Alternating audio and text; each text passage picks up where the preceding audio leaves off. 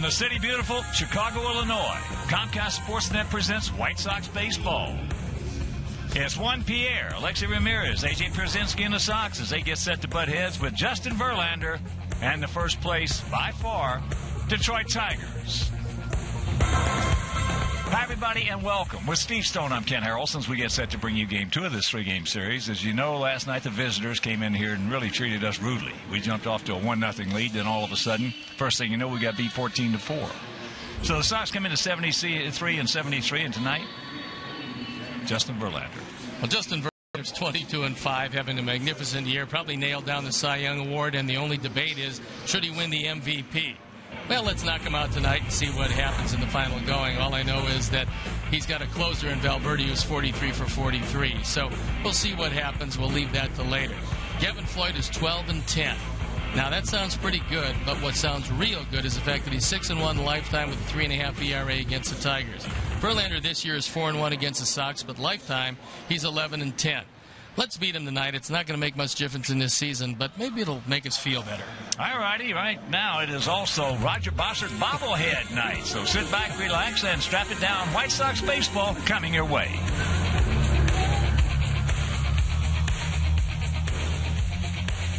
White Sox baseball on Comcast Sportsnet is brought to you in part by your Chicago area and Northwest Indiana Lexus dealer, who invites you to test drive a Lexus today.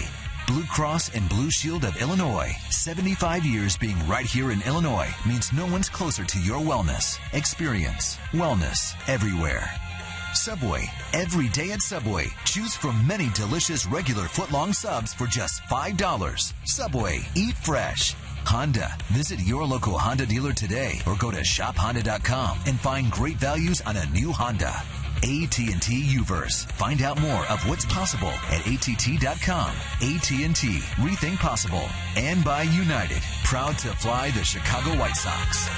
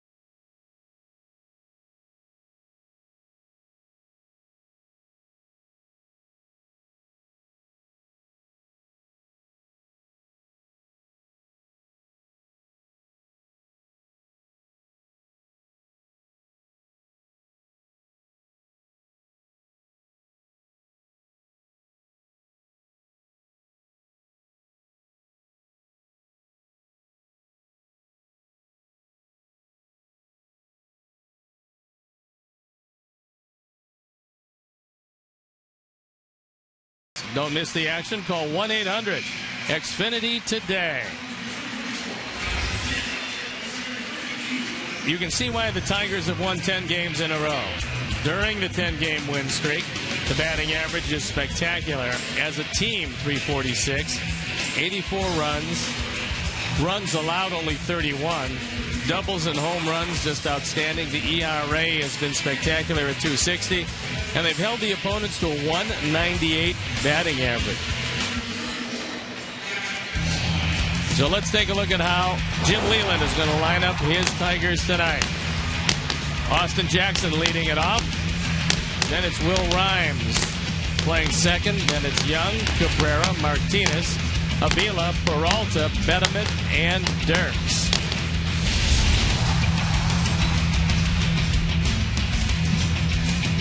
The degree defensive setup, left to right, Pierre Rios and Diaza. In the infield, Morel, Ramirez, Beckham, and Viciedo. Tyler Flowers gets a nod behind the plate, and the Lexus Pursuing Perfection starting pitcher is Gavin Floyd. He's looking for win number 13. His ERA 4.35, and this is his 28th start. Follow all of tonight's stats and info in real time with White Sox In-Game Live only on CSNChicago.com. Brought to you by The Great Escape. So it's a very nice night here in Chicago. 66 degrees at game time. Tomorrow the temperature is supposed to drop way down. Supposed to be a high of just 60. Ozzie looking on. Been a very disappointing year in many respects for his ball club. Finding themselves an even 500. Jim Leyland has to be absolutely ecstatic. His team did exactly what you have to do when you're going for it, and that's defeat the teams who are closest to you. With that in mind, in recent head-to-head meetings, he has swept us and swept the Indians, finding themselves 11.5 games up in the Central. So we're ready to play baseball, and I'm ready to turn it over to my play-by-play partner, Ken Harrelson. All right, Steve, thank you very much. And once again, good evening, everyone, and welcome to White Sox baseball right here on Comcast Sportsnet. And the first pitch of the ball game to Austin Jackson is swung on and fouled away, Souvenir right side. Jackson comes in hitting at 254. Tigers hitting at 276 as a team with a 4.09 ERA. Tigers 23 over at 85 and 62. And there's another Souvenir. So very quickly they count 0-2. Jackson 1 for 3 last night. And this is the 17th meeting of the year between these two clubs. In the first 16, we have won 5 of them. Thanks, Mike Leary. That's upstairs. That's a very good look.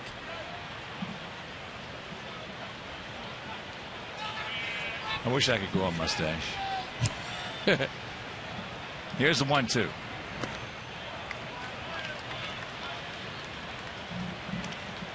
And here at beautiful U.S. Cellular Field, 330 down the left field line, 335 down the right field line, 375 in the gap, send 400 straightaway center.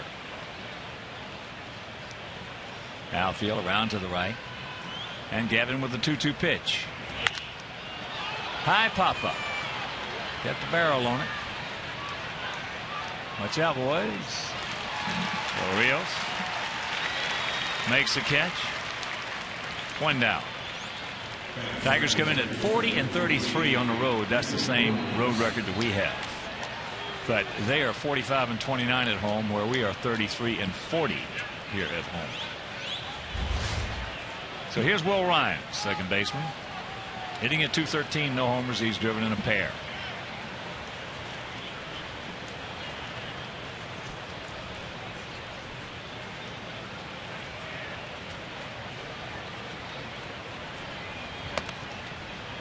Fastball tails off the outside corner.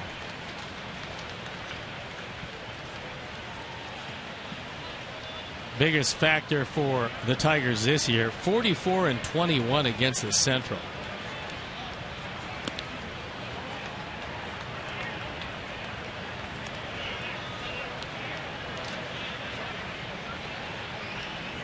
2-0 the count.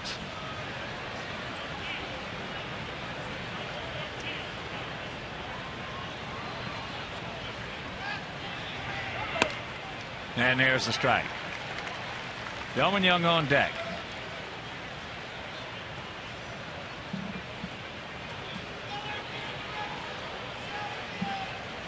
Other action will show St. Louis at Pittsburgh. Tampa Bay taking on the Orioles in Baltimore. As there's a ball into right field. Diaz is there. 2 down. Cubs taking on the Reds in Cincinnati. Atlanta at home against the Marlins. Toronto at Boston. That game in the bottom of the third with the Blue Jays leading 5-4. Philadelphia taking on the Astros down in Texas. Colorado at Milwaukee. Angels at Oakland. Arizona taking on the Dodgers in LA. New York at Seattle, and San Diego at San Francisco.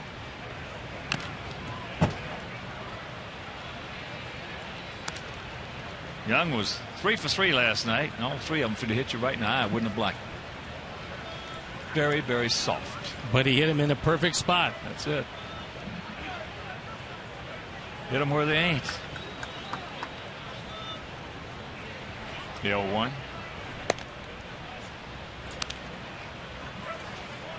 The umpires for the game tonight: Mike Everett behind the plate, Mike Winters, the crew chief, at first, Chris Guccione at second, and Mark Wegner is at third. Boston trailing the Yankees 4 games over in the East, but in the race for the wild card, they're only 3 in front of Tampa Bay. That would really be something.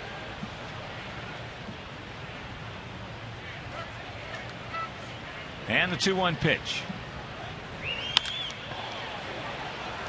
Diaz is there. And that'll do it. A 1-2-3 inning for Gavin after happening at play. It's the Tigers nothing, and our guys coming to bat.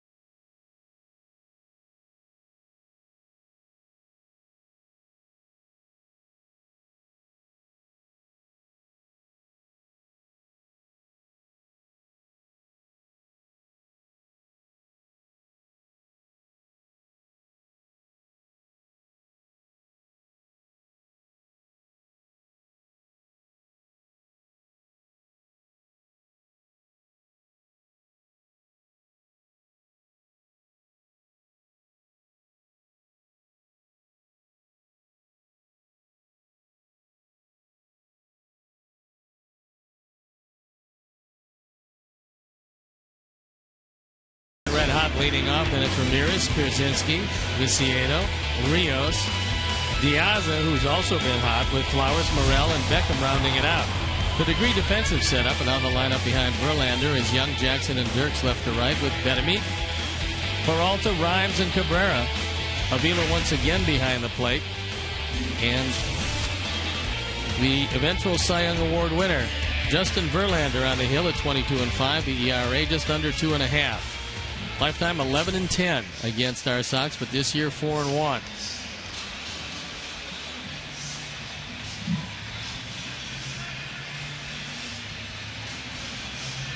And before we show you our picks to click, you at home select yours as Juan Pierre gets set to lead it off. Verlander, 28-year-old right-hander, 6'5", 225 pounds, now resides in Lakeland, Florida.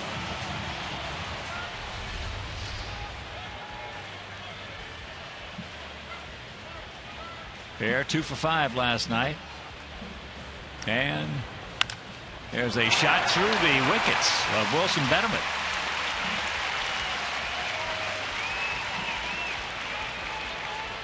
Shocked him.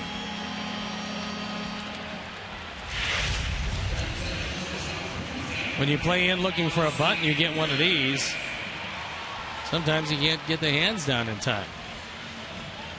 Wilson, of course, not known for the great glove.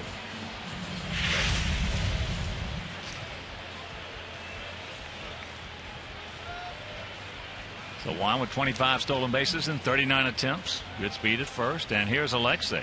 Alexei at 264, 14 homers and 62 knocked in. Sox come in hitting at 254 as a team with a 3.97 ERA. Tigers with those 14 runs yesterday and then the 18 in the finale of that 3-game set at Comerica Park have run that team ERA up a little bit.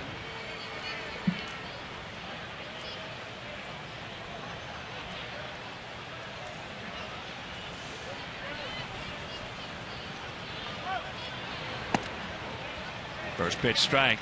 Alexei at 10 for 41 lifetime off Verlander.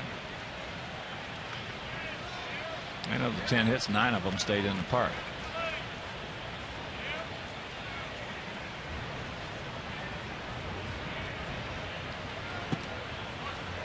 Breaking ball strike, and very quickly 0-2.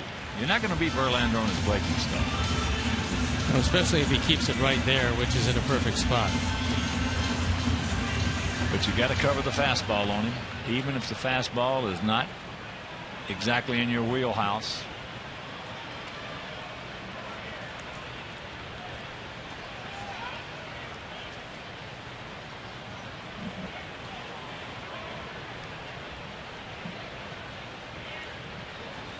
AJ on deck.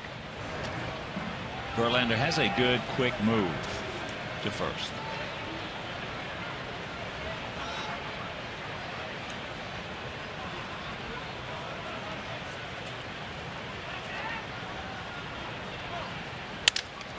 There's a broken bat. Caught by Cabrera. Good job by Juan Pierre not to get doubled up. Beautiful play by Miguel Cabrera. Well, he's shown in this series a couple of plays to his right that have been just outstanding. That fastball inside, shattering the bat of Ramirez. And Cabrera, who's got very good quickness for a big man, not only goes over and gets it, but the presence of mind to go to Verlander and look for the double play.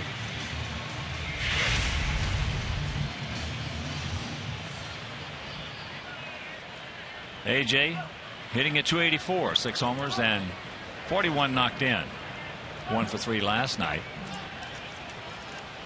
And he's had some success against Verlander, 18 for 64 with 3 homers and 12 RBIs. That's a lot of runs batted in against one guy.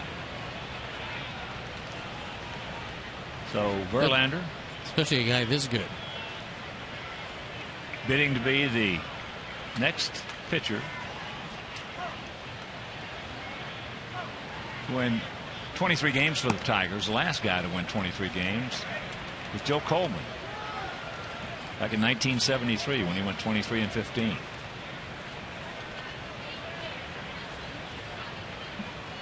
You're not going to see that many decisions around anytime soon. Of course, Joe's son Casey, pitcher for the Cubs. It was the 4-man rotation days. 38 decisions. Well, I'm very familiar with Joe Coleman. That was his first major league strikeout when he was with Washington. Good sinker, pretty good curveball, and kept everything down.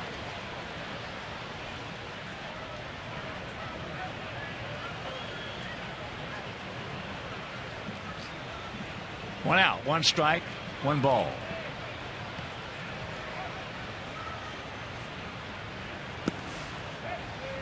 And the count 2-1.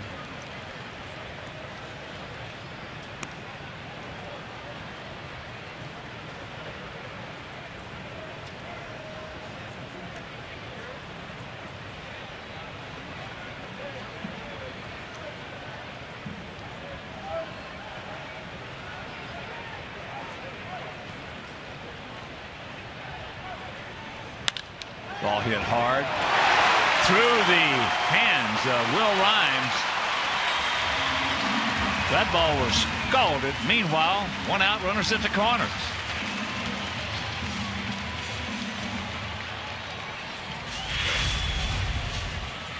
And scoring at E4.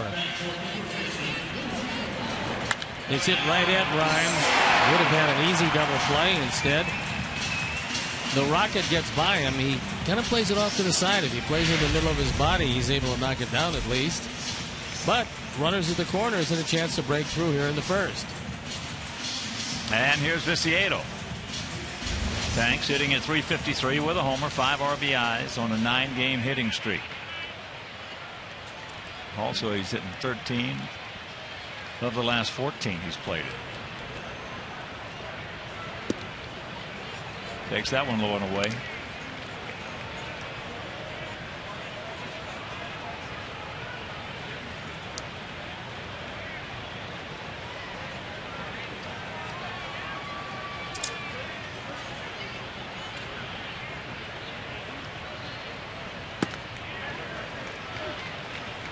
And a little slider for a strike.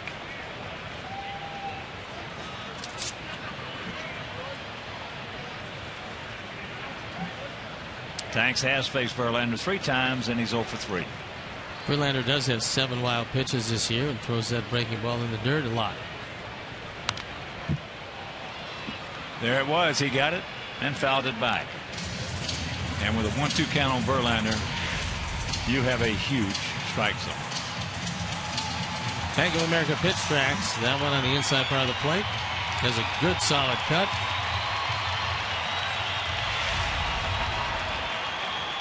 I'm afraid you're looking at the hook, but we'll see what Avila wants.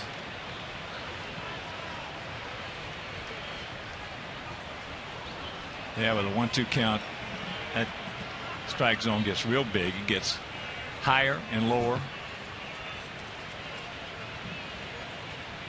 and more in and more out.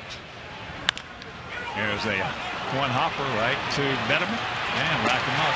So we have a chance to score. Can't do it. And after one, no score.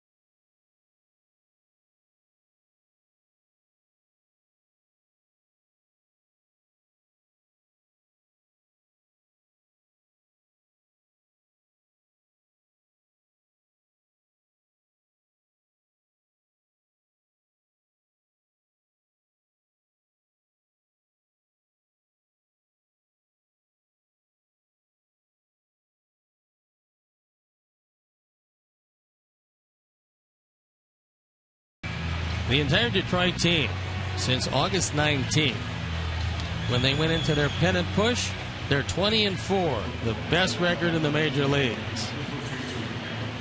And they have all but put it away in the American League Central.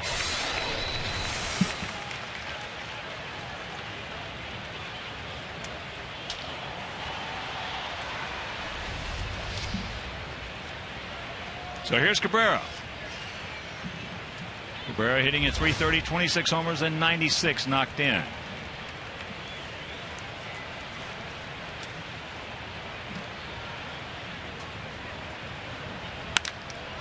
That's going to be in the gap.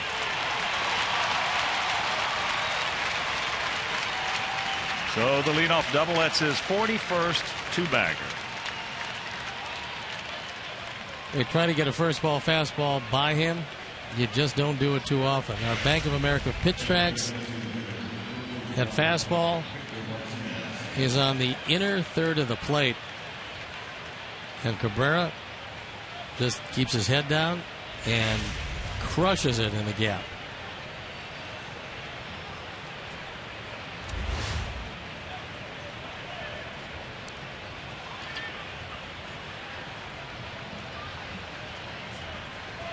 So here is Victor Martinez.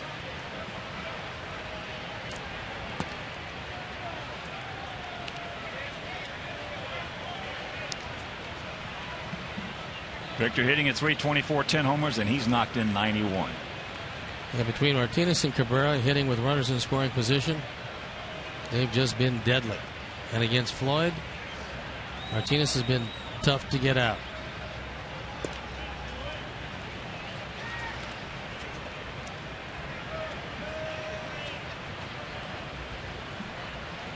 Two and 0 the count.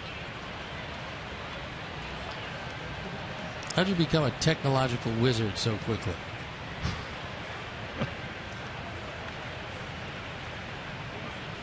Well, first you go learn the ABCs. I've been putting in what I thought was the code here for a better part of an hour.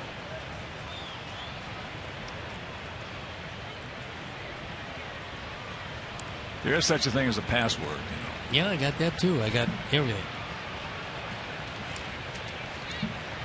Outfield for the most part straight up. And that's out of play.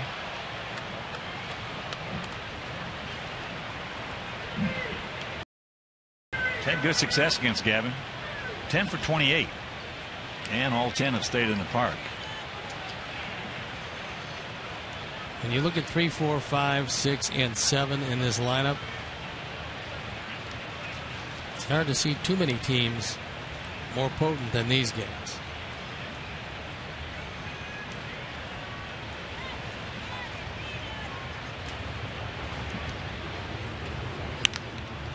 Chops that one foul.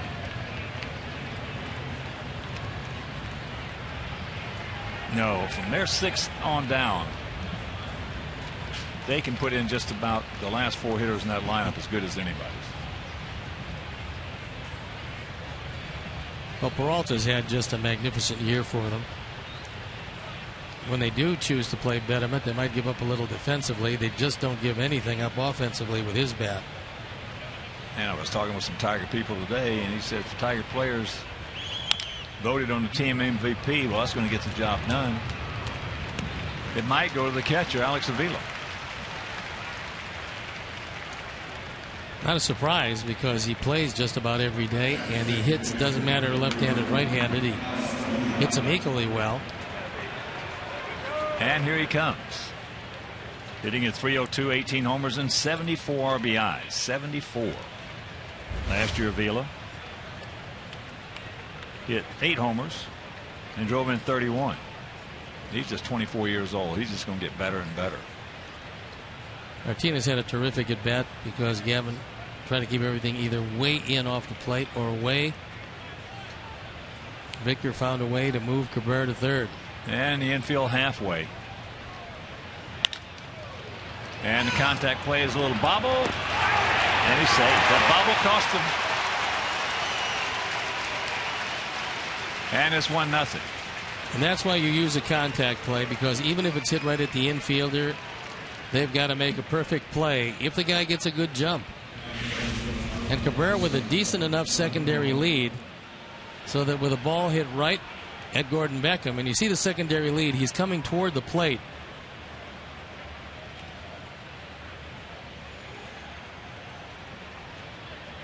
That little bobble right there is all it took.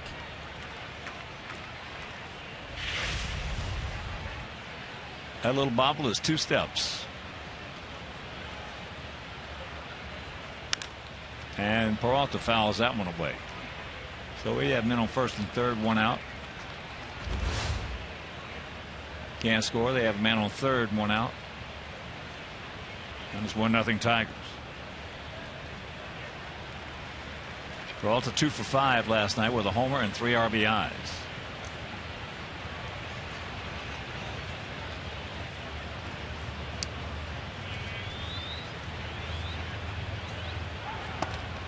Well, from what we have seen now, this is the 17th game we've played these guys.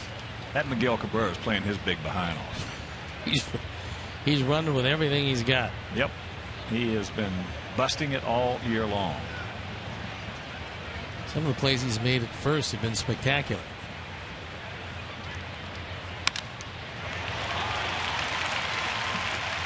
So Peralta singles sharply into center field.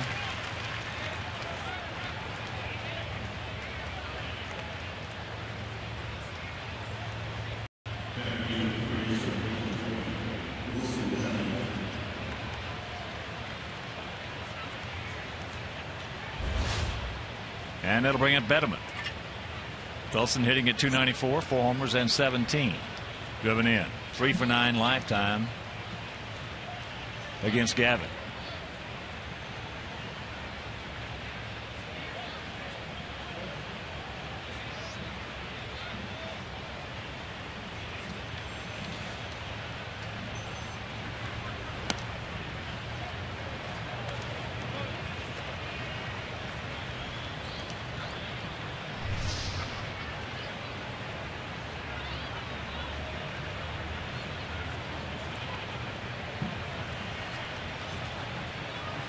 One out, 2 on, 1 in. Oh, he barreled that one up just underneath it.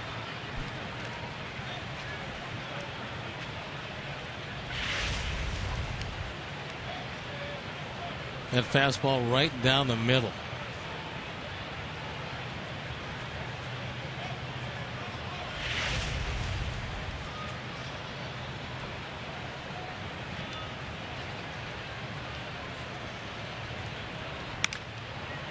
Jammed himself a little bit right there. Pops it up. And that's out number 2. And a reminder, Hispanic Heritage Night and fireworks presented by Miller Lite is Friday, September 23rd. You can enjoy post-game fireworks presented by the great folks at Miller Lite. For tickets, call 866-SOX-GAME or visit whitesox.com.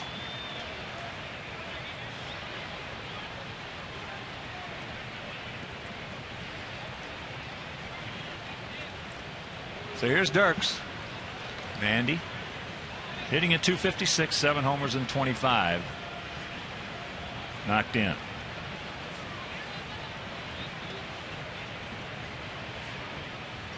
He's a tough little cookie at the plate. He's a good competitor. And we got a treat for you coming on later on. Joe Creedy will join us in the booth,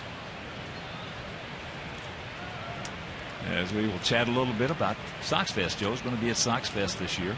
First time since he was there as a player. And there's a strike.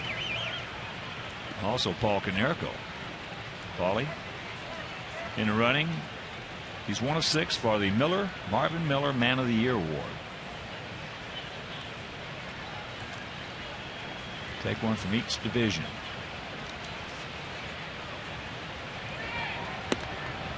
As he can get that one.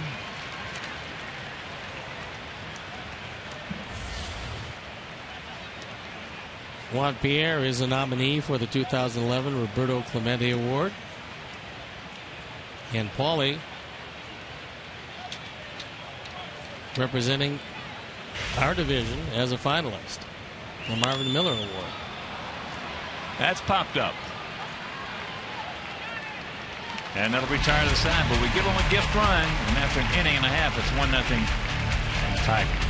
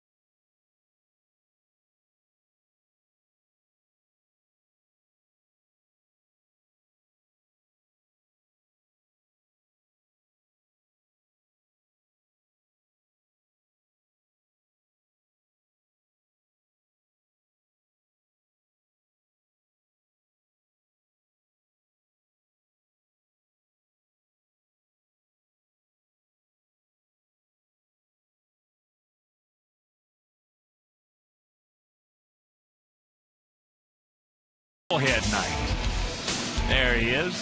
I got to tell you, that bobblehead looks a whole lot better than Roger. That's cold. Well, I mean, look, he's young, he's vibrant. That's cold. But sometimes the truth hurts. As we get set to go to the bottom of the second, Rios, Diaza, and Flowers to face Justin Verlander. And if you're scoring along with us, take the arrow away from Will Rhymes and give AJ a base hit. Justifiably so. That ball was hit like a rocket. And it came up off that grass on it. Shot through.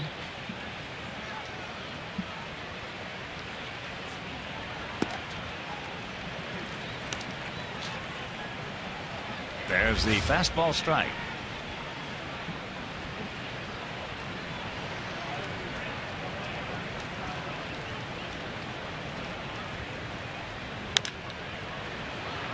Out and around that one.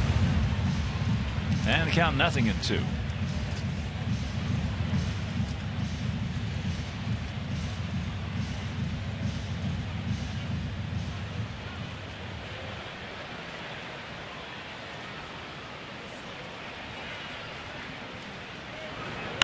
And there's a base hit on the 0-2 pitch.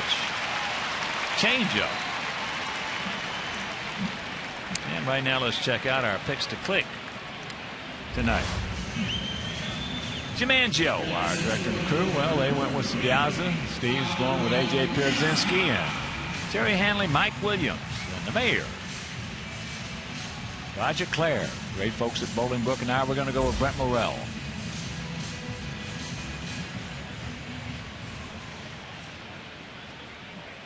So here's Diaza, hitting at .315, 4 homers and 17 knocked in. Takes it outside.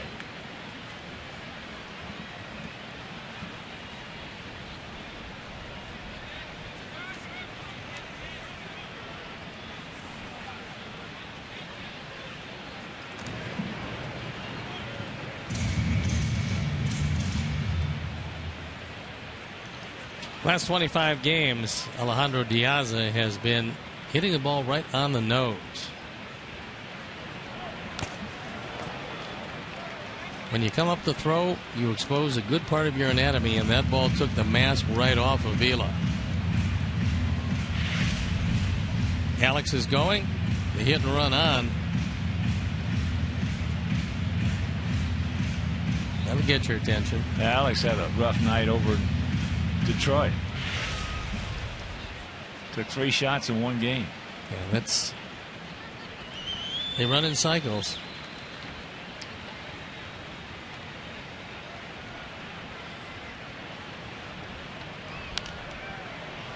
I've always said the smartest thing on the field, not the players, not the managers, is the baseball. That baseball will find you.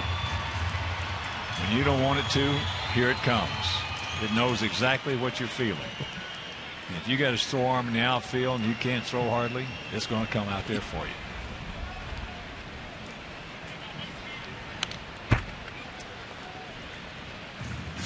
You're having trouble defensively, that baseball is going to hunt you down. Well, that's usually the case. You have a guy who's really struggling, and you're out the field hoping that it just goes to somebody else, and you just know it's coming to you. That's it.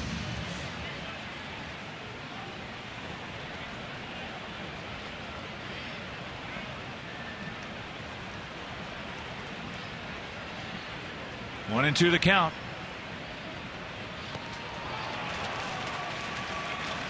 Can't do anything with that one. Exceptional curveball. That ball just comes in, dives down and in, and Diaza had a good at bat till that point, just couldn't do anything with it.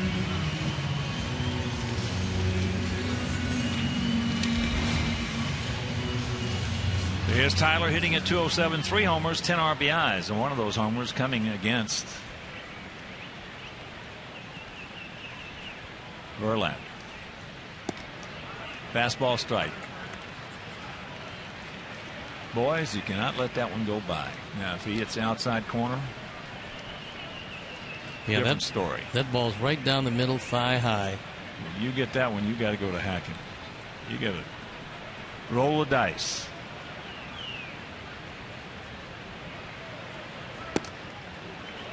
And make him get it down.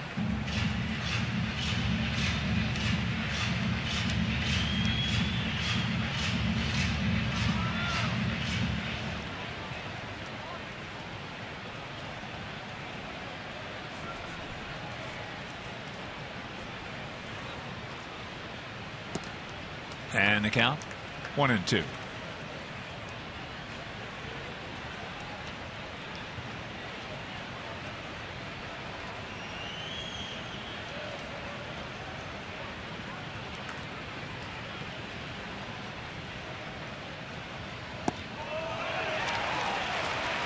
Two down. There's the old hook.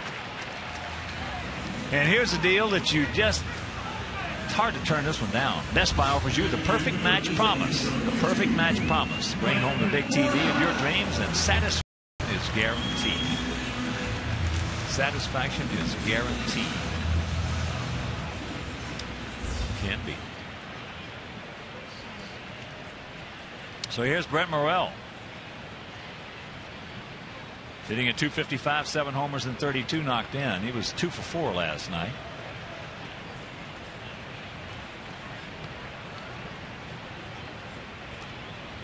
And here's the 2 hits.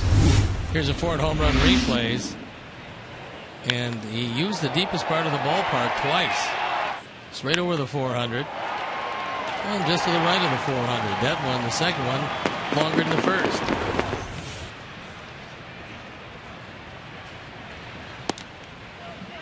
And he's got the catbird seat, 2-0.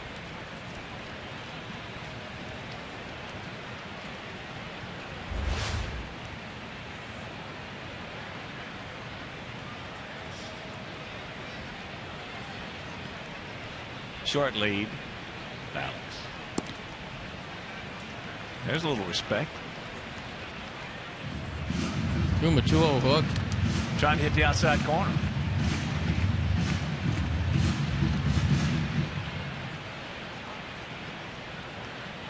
Turn him loose.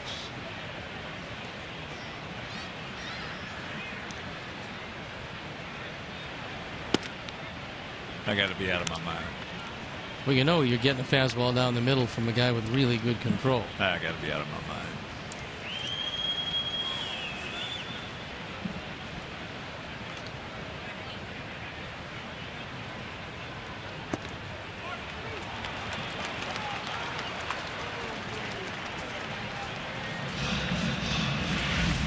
With the 3-0 fastball down the middle, now you get one at the knees on the outside corner. Bank of America pitch track shows he's a perfect pitcher's pitch.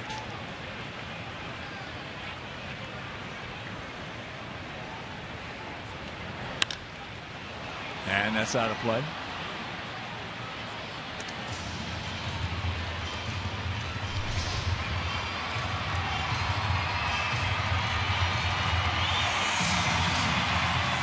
Full count to Morel.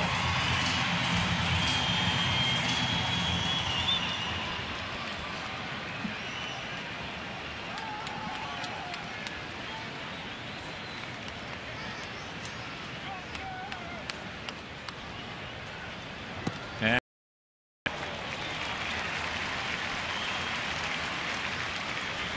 so the first walk of the ball game, and here comes Beckham. Gordon 1 for 4 with an RBI last night. 5 for 22 lifetime against Verlander with a homer. And Tampa Bay leading Baltimore 2-1 that game in the top of the 7th at Oriole Park. Boston has come back to take a 6-5 lead over the Blue Jays, bottom of the 5th at Fenway.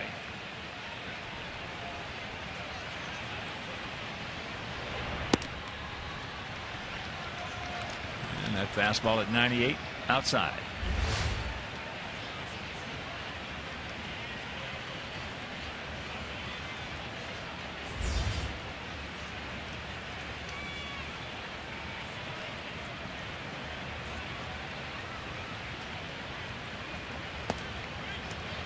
And the count 2-0. He's throwing some pitches. This next one will be number 34 with an inning and 2/3. He's also reaching back a little earlier than we're seeing him reach back. That's the hardest we've seen him throw early in a game, with the exception of the first time we saw him this year. In fact, the last time out he didn't have his good stuff, but we didn't bring our good bats. 2-1.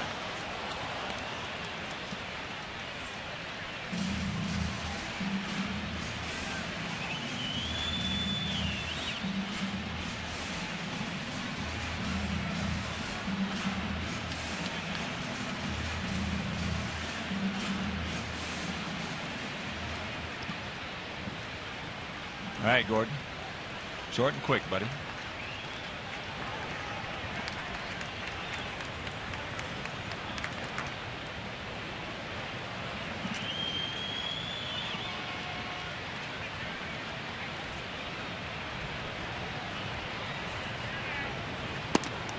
And now it's 3-1. Juan Pierre on deck. 1-2-0 for them. 0-3-0 for us. If you're just tuning in here in the bottom of the second inning.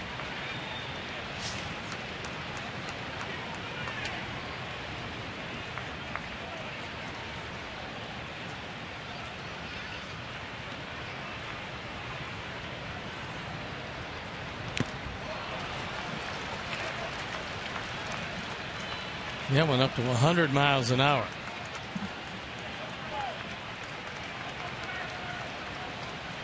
Usually you don't see that one until about the 8th.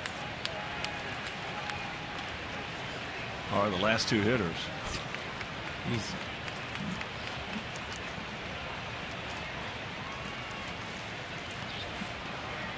2 on, 2 out. The 3-2 pitch.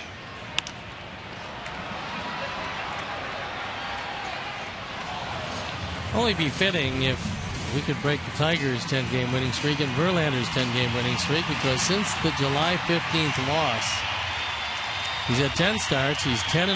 The ERA 2.75. Opponent's hitting just 188.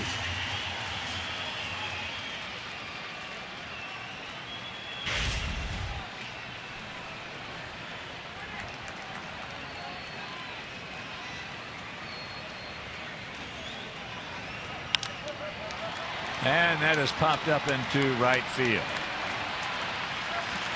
Andy Dirks will make the catch. We have a Miles Fred, can't score. We'll go to the third, trailing 1-0.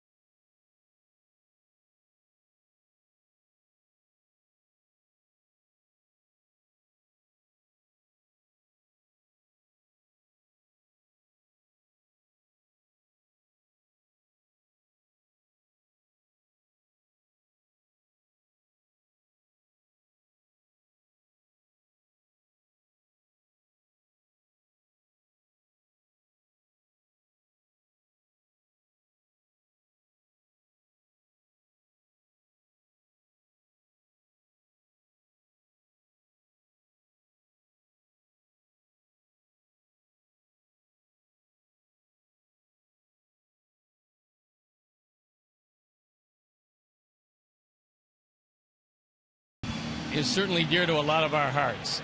It's the Chicago Police Department against the Chicago Fire Department. And we've got Clay Whiteley representing the Fire Department. Hi, Clay. And we have Eric Diaz representing the police department. How Thank are you for having us. Thank you. Well, so far it looks to me, just looking over the statistics at 8-2-1, it looks like the police department has the big advantage. Now, why is that? You know what? There's no rhyme or reason for it. We go out there, we both play hard, but I will say this: the fire department's coming on strong this year, so we got our work cut out for us. Now, this is going to be the first night game that you guys have ever played. How's it going to be under the lights, and are you guys used to it? We have played in our men's league, our regular league. We have played each other under lights before, but obviously nothing at this level. This is going to be an amazing thing to be able to play under the lights here at the Cell. We really appreciate given the opportunity to do it. And you guys are looking for a lot of people to come out, I take it? Yeah, absolutely. We want everybody to recruit their family, their friends. We want to thank Illinois Sports Facilities Authority and Eric Stefancic for making this day happen, especially the first time under lights. It's Friday night lights, and it's going to be pretty special, so we hope everybody can make it out. Now, what time is the game? It's 7:05. Gates are going to open at what time, Eric? Gates are going to open at 5:30, but 5:30. even more special than that, the reason why we're here is for the pregame ceremonies, and that's going to be for the 5 families, the officers and the firemen that lost their lives this year in the line of duty, and it's why we do it. It's why everybody should come out, support the event, and the pregame ceremony is going to include honorary first pitches, a flyover, national anthem, honor guard. The field's going to be dressed, and it's going to be top-notch. It really is. It's quite a spectacle. If nobody's come out to see the game before, they should come out for sure this Friday night and check it out. It's really something to see. Families, any age, it's great. Well, I'm sure you guys are going to have a lot of fun. You get to play under the lights. This is a beautiful ballpark, as you can see. And if you get a chance, come on out and see it. It's going to be something special. You're going to support just a great cause. And these guys represent a lot of very brave and a lot of very wonderful guys who make sure that we're safe, which is, of course, one of the big factors. Right. Yeah, the Chicago Fix has got all us old men rehabbed and ready to go. Yeah, we can't thank them guys enough. The Chicago Fix, without a doubt, and Dr. O help us out every day. He's definitely keeps us in service and on the field as much as we like to be. Yeah, and one more thing, Steve. It's going to be a parking lot. It's going to have like a backyard feel to it. We're going to have police and fire apparatuses there for the kids, and that's going to open at 4:30. Yeah, it's going to be like a block party out there. We're going to have the hydrants open. We're going to have the flags flying. The aerial towers are going to be up. There's going to be an amount of police. I think are going to be there with the horses. It's really a nice family-oriented thing, and it's just a good time to get the family out with the Fridays dwindling away with the weather. This is really something to come out and check it out and get people out. Well, thanks, guys. Good luck, and thanks for coming out tonight. Okay. I appreciate it. Thank you, Steve. All right, that is this coming Friday. The fire department against the police department. And there will be some competing going on. Has 2 out here in the top of the 3rd. And Delman Young, he went out, he popped up to right field.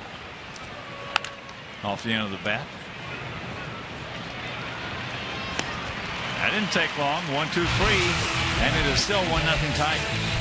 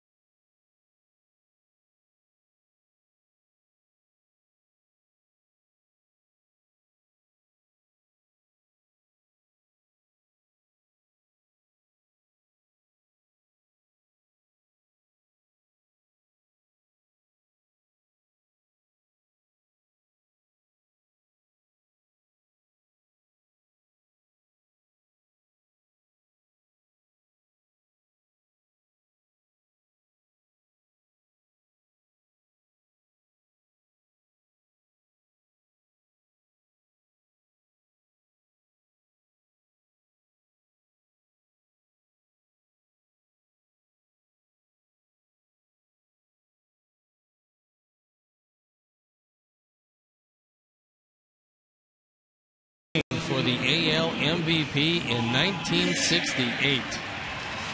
You think about that one? We'll get back to you a little later in the game with the answer. A terrific guy.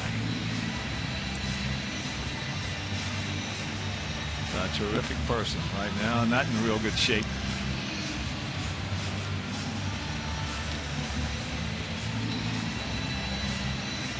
That was the year that Denny won 31. Yeah.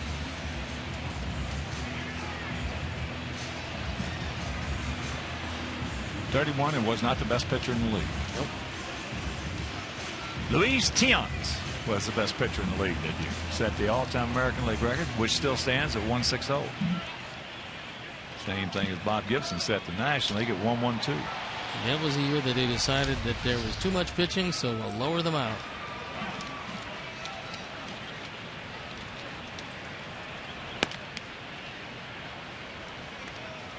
And since that time, there have been a whole lot of injuries.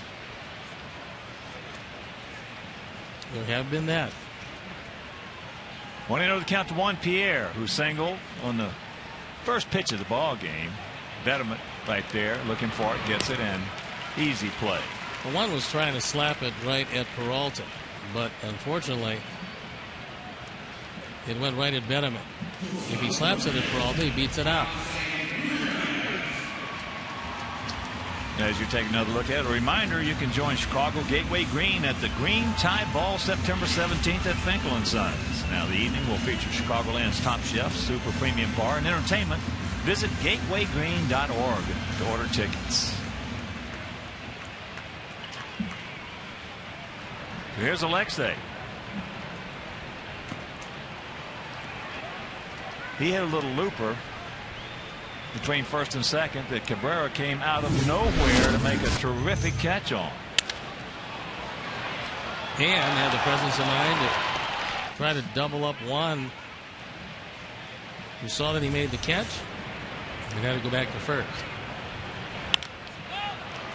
And that's popped up. Will Rhymes. 2 down, and that'll bring up AJ. AJ single. Hit a rocket off the grass. It skipped up, went between Will Rhymes' glove and his hand.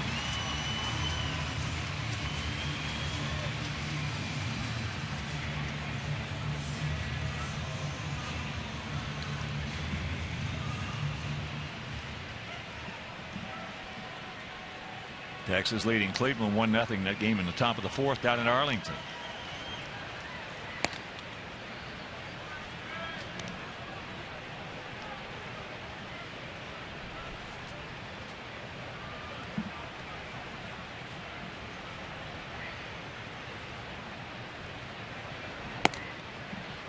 And the count 2-0.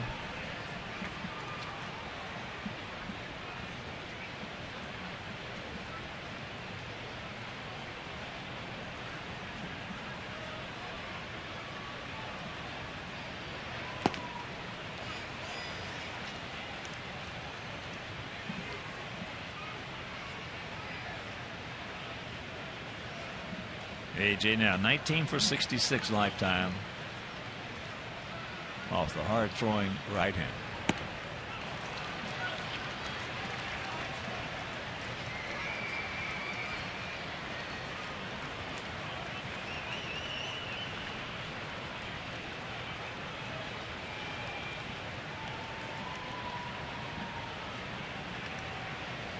The 2-2 pitch.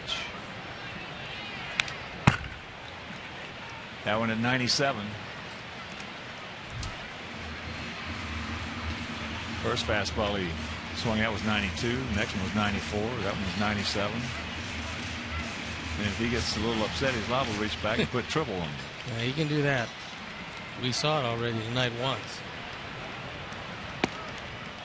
And a full count.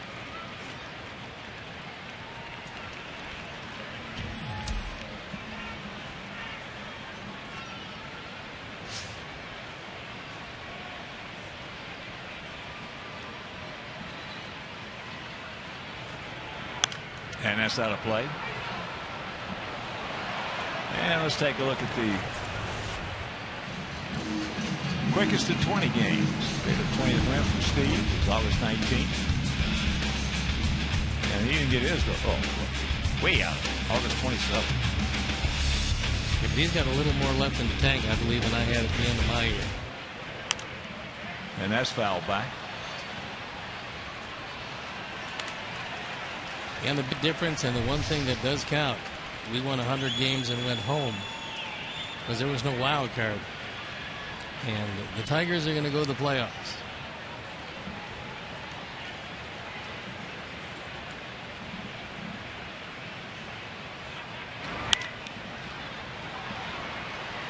And that's poked. Souvenir left side.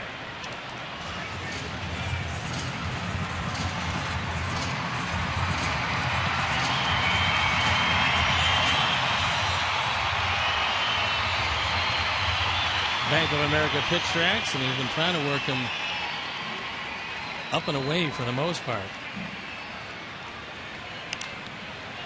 Get out of here. Betterman's got room.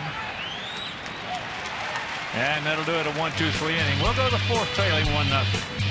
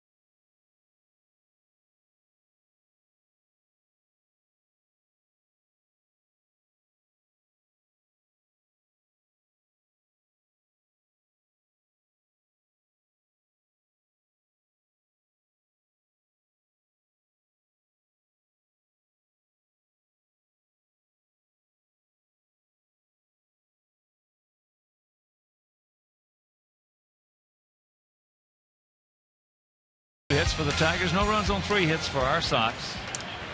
It'll be Cabrera, Martinez, and Avila. Cabrera doubled into right center field and scored. That was in the 2nd inning.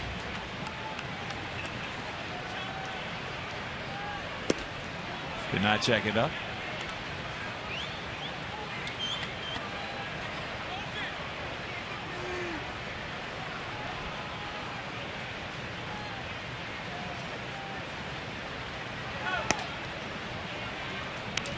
One and one to count.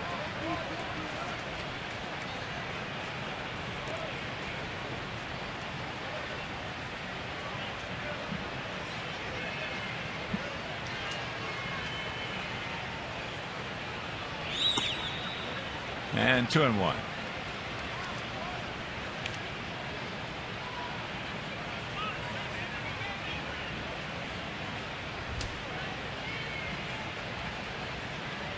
.28 years old. A couple of 28-year-olds going to one another right here. That's just off the corner. So now the count. 3-1 to Cabrera. Throughout the season, he will have a ton of 2-0, 3-1 counts. A pretty good eye, and you certainly want to be careful here. And there's the dreaded leadoff walk. And while we have a moment, big White Sox shout out and congratulations to diehard Sox fans Kyle and Katie Mueller of Oak Lawn on the birth of their first child, Hudson Reed Mueller, weighing in at 7 pounds 13 ounces. Both mother and baby are just doing great. Congratulations, Kyle and Katie. So here's Victor. After that double, he grounded out to second to move Cabrera over to third, which turned out to be a big play.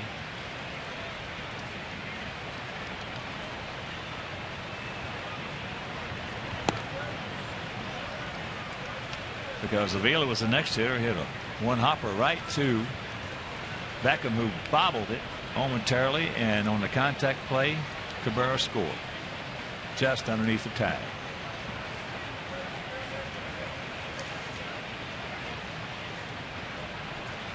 $16 double plays grounded into by Victor Martinez.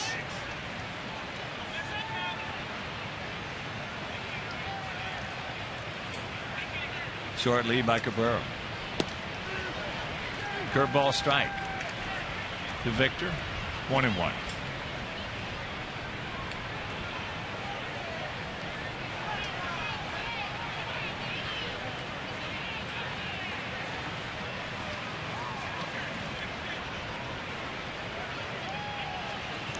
Cardinals 4.5 back of Atlanta in a race for the National League wild card. San Francisco 6.5 back. Jammed him. Fastball. And that's out number 1.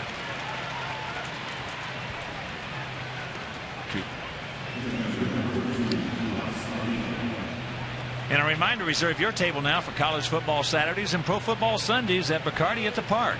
Catch all your favorite college teams and don't miss the Bears games on Sundays. 72 flat screens, great food, and a great atmosphere for football.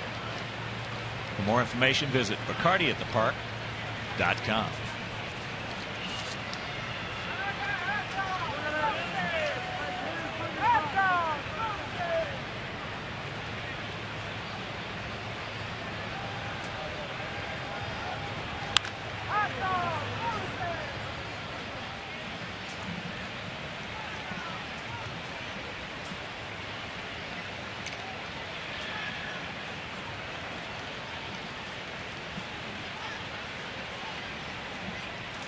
That RBI for Avila in the second inning, his 75th. Normally he's at his best when he's driving the ball to left center field. He's been trying to hook the ball here tonight. We are seeing two of the better right-handed curveballs in the American League from these two guys.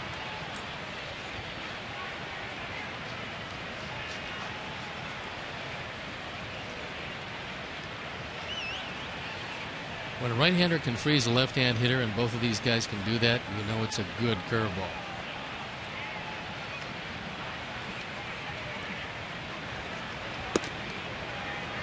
That's up high.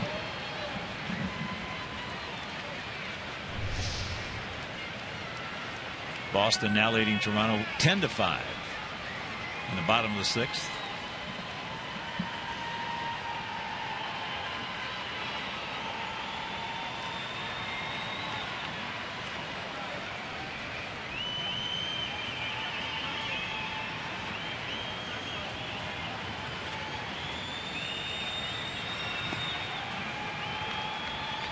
Two and two.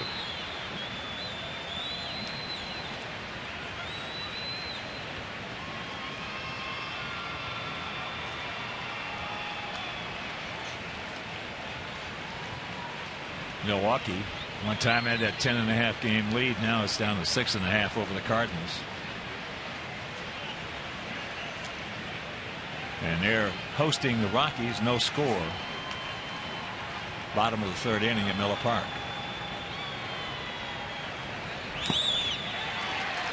He gone.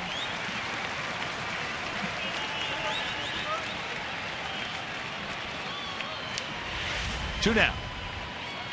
You set him up with a curveball, and that was a little slider on the inside corner, and he got him.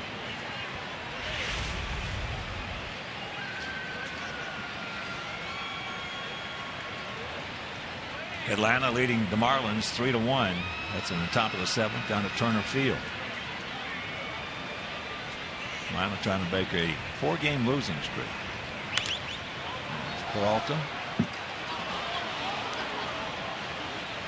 He singled back through the middle.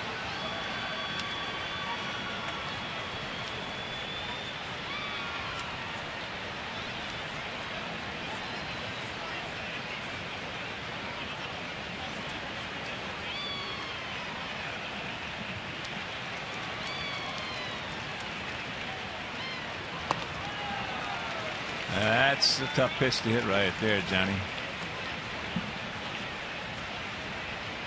You're going after it. You're not coming away with any contact. Good hard slider low and away, out of the zone. Good pitch when you're ahead.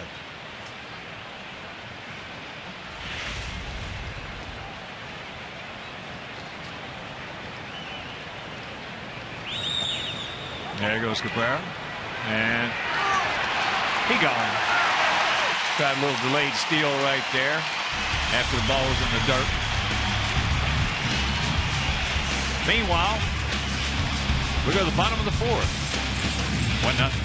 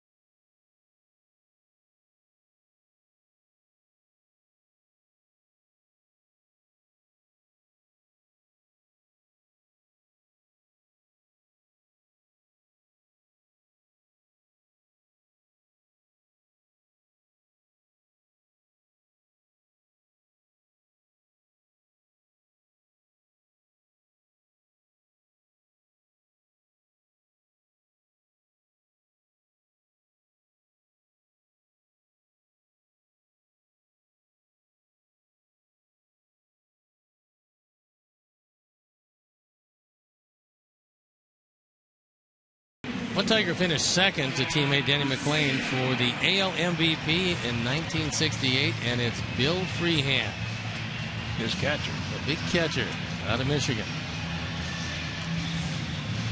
Bill Freehan was the best catcher that I played against.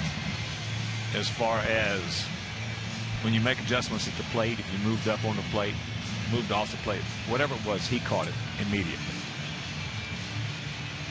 He was a terrific. And then the guy sitting in the booth next to us, Jimmy Price, was his backup, and he was good as well with the numbers. Wasn't Bill one of the bigger catchers of his era? I made a big mistake one day at Fenway. You try to run him down? Yeah, I was on second base, close ball game. I forget it was. Somebody had a line drive, one hopper in the left field of Willie Horton, and Eddie Popowski was the third base coach giving me the hold-up sign. And I decided I was going to score. And he had the ball about 15 feet before I got to home plate, and I tried to run him over. You know what a 2.5 is? Is that what you did? A 2.5 gainer over the top? Half gainer.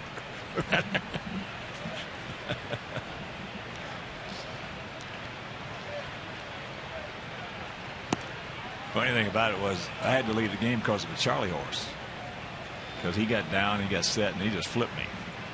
So after the game, he called me in the clubhouse and he said, "You all right?" And I said, "Yeah." I said, "How you doing?" He said, "I'm fine." So now that was on getaway day. As there's that curveball, so Viciedo is gone.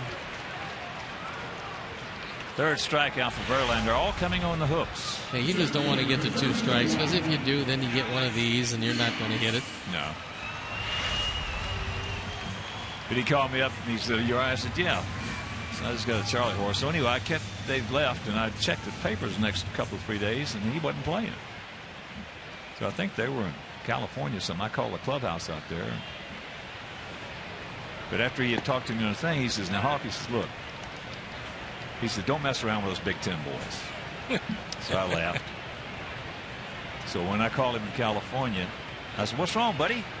He said, "My shoulder's bothering me." I said, "Don't screw around with us SEC guys."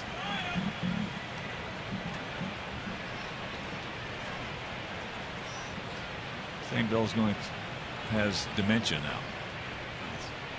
Sad. That ball hit hard. Stretch. It's off. Millie Fox bounces right back, so that's going to be just a hard single for Rios, who is 2 for 2. It's a bad break, and Delman Young played it perfectly.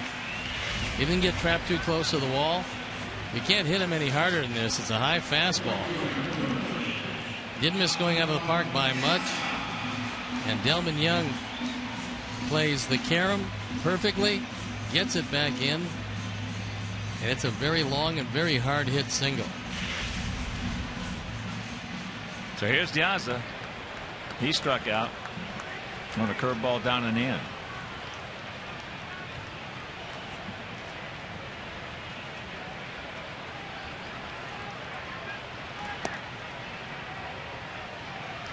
Takes it up on a changeup.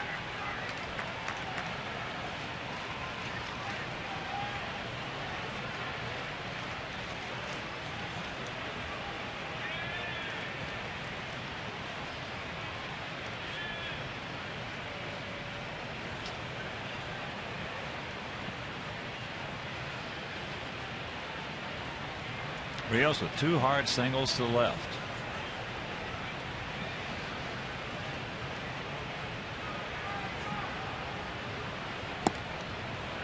Another changeup.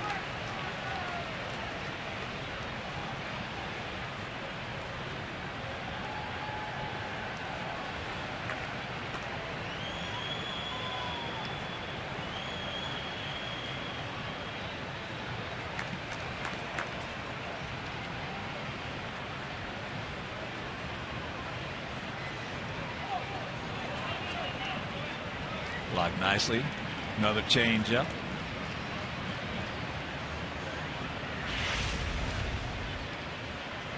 Vila saves a tying run moving into scoring position with that block.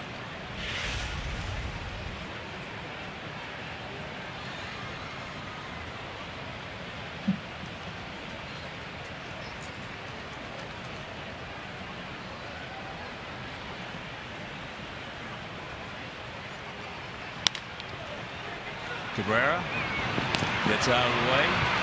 They can't get him, but they get the lead man. They did that pretty well. I mean, as well as you could do it, but Diaza just runs a little too quickly. Cabrera showing good range to his right, gets it there quickly.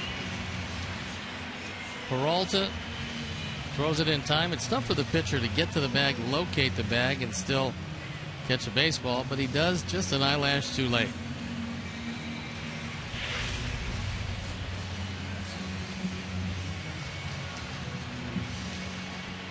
So here's Flowers. Tyler struck out, called out on a good curveball. Froze him.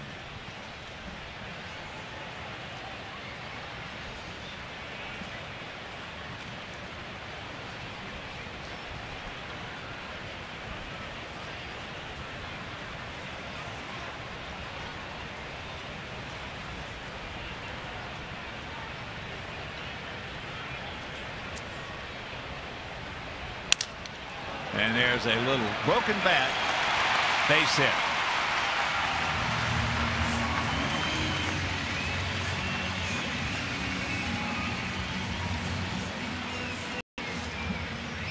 This time he went after it right.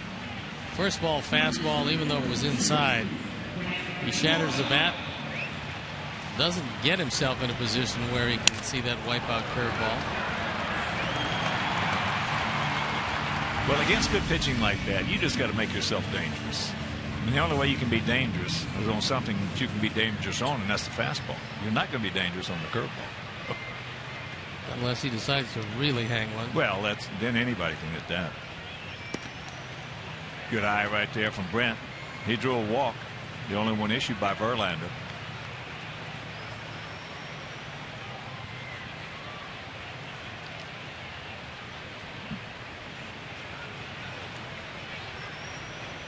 Let's tie this thing up right here, Brent.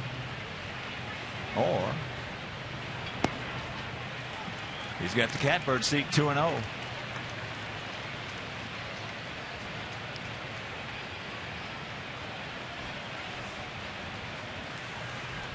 Austin Jackson very shallow in center. Dirks shallow in right.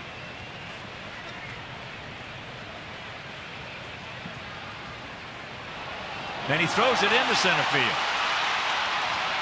But because he was playing short right there, got to it in a hurry.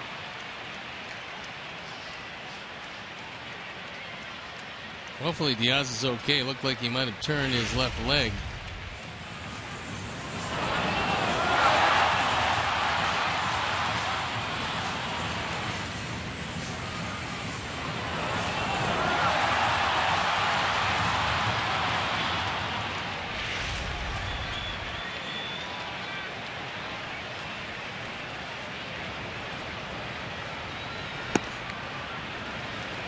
And the count 3-0. Forget it. I know what you're going to say. Forget it. I told you. I must be out of my mind.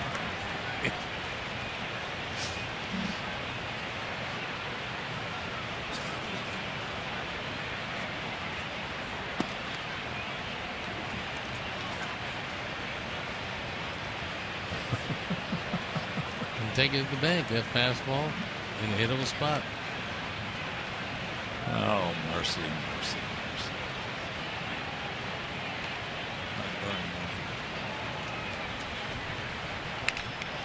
And he comes back with a slider on the outside corner. Now full count with 2 out.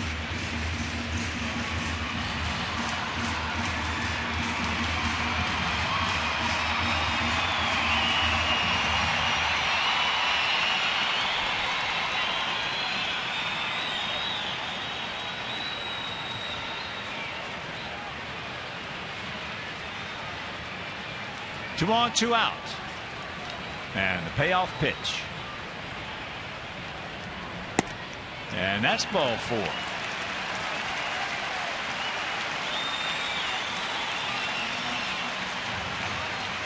So Sox packed. And here's Gordon, who popped up to right field. 2 walks, both to Morel. He saw those 2 home runs that he hit over that center field fence last night. Pitching him very careful. Jeff Jones, a pitching coach. You can be a very good pitching coach if you're working with Verlander.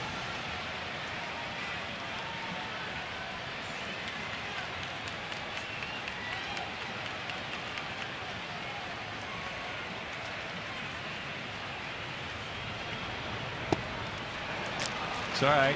101. It's all right. He's looking for it, got it, went after it. He reached back and got 101. Not too many guys today carry another 4 or 5 inches in their back pocket like Verlander. Oh, he does. And that one at 101.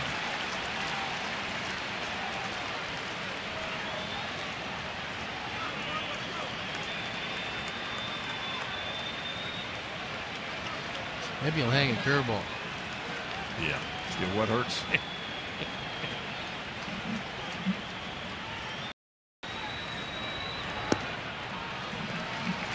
His curveball. 91-mile-an-hour slider. Didn't hang it.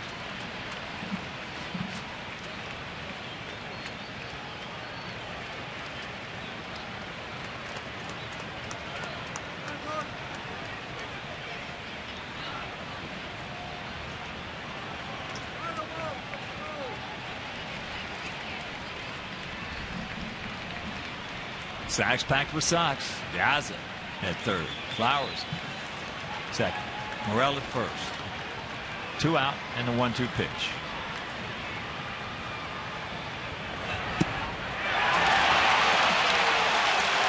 That'll do it. We'll go to the fifth.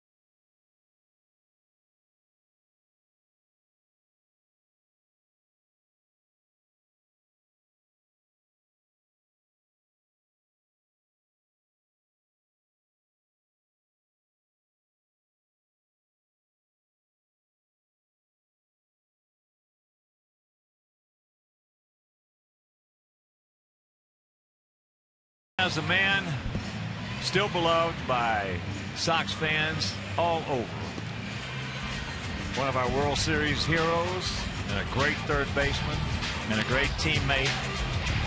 Here starting a triple play against these Tigers. Joe Creedy. Joe, it's great to see you, buddy. You in town now to promote Sox Fest a little bit, huh? Yeah, absolutely. I thought it was a good chance for me to get back out into the baseball world. I think it's been 3 or 4 years since I last played, and I've actually gone to a game, really. And, you know, it's been fun, and, you know, I love this city, and I love these fans, and I love coming back to the south side of Chicago. You know, I was telling Brooks Boyer earlier, you know, when I'm out and around and people ask me about Sox players, you're still in the top 5 that they ask me about. And I say, Joe still has back problems, I think. I'm not sure, but tell them about your back. You still got the back problems, don't you? Yeah, I do.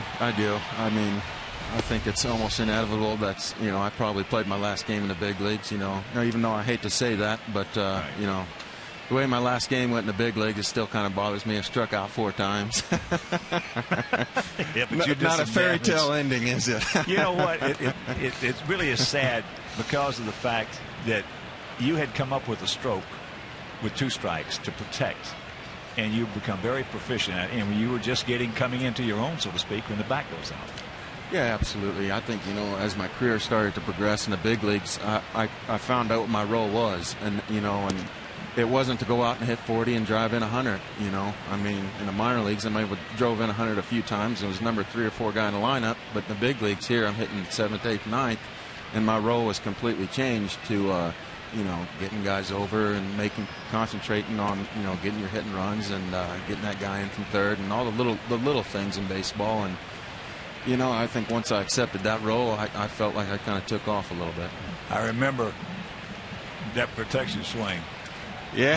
The butt goes out, the bat goes in, flip it out into the seats. And that's it. You and the Big Hurt were good at that. Yeah, an awful lot of Sox fans at Sox Fest this year. Just great, happy to see you. This is going to be the first time you've been there since you were a player, right? Yeah, absolutely. I think probably 07 or 08, I think was the last time I was there. And it's always a lot of fun to interact with the fans and get their opinions of what they think of you, good or bad. Yeah. That's one thing about Sox fans, they'll let you know. Yeah, they will. Joe, how'd you make yourself a good third baseman? Because we got the youngster in Brent Morel who came up.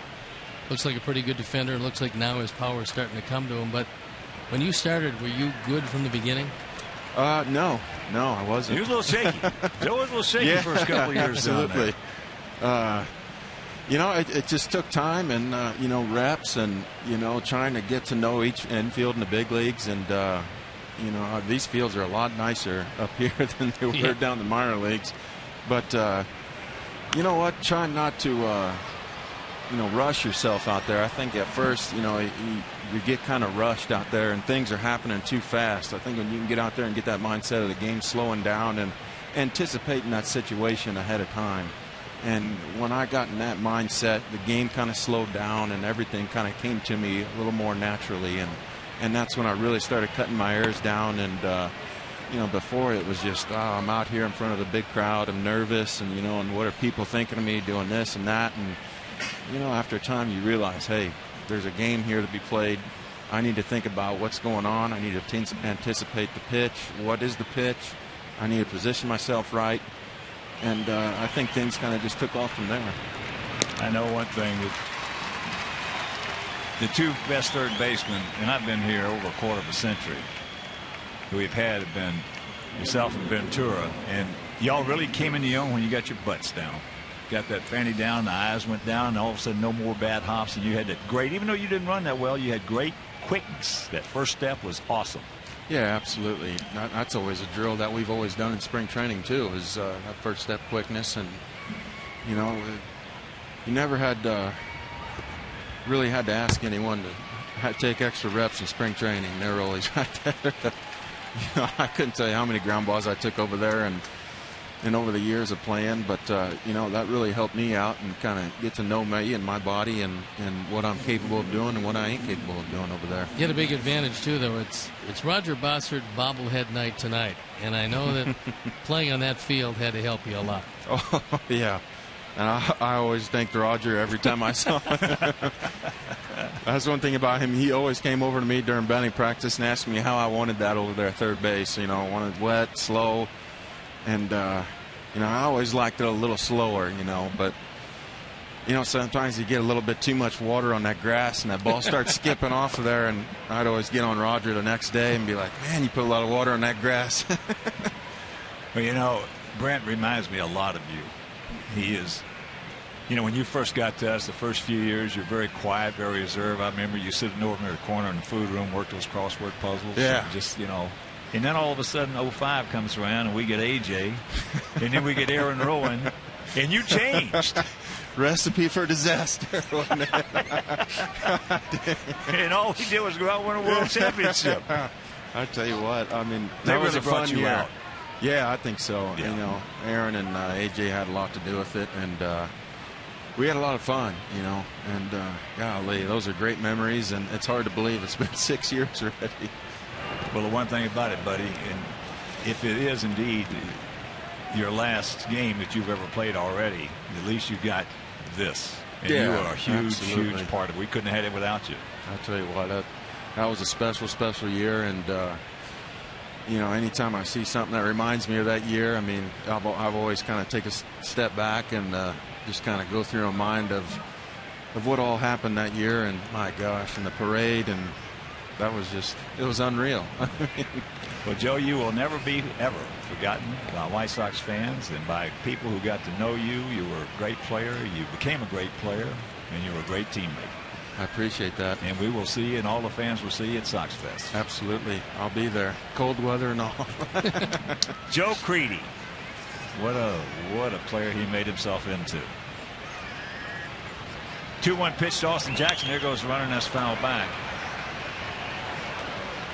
I'm looking forward. I look forward to Sox Fest. I tell you, it's a lot of fun.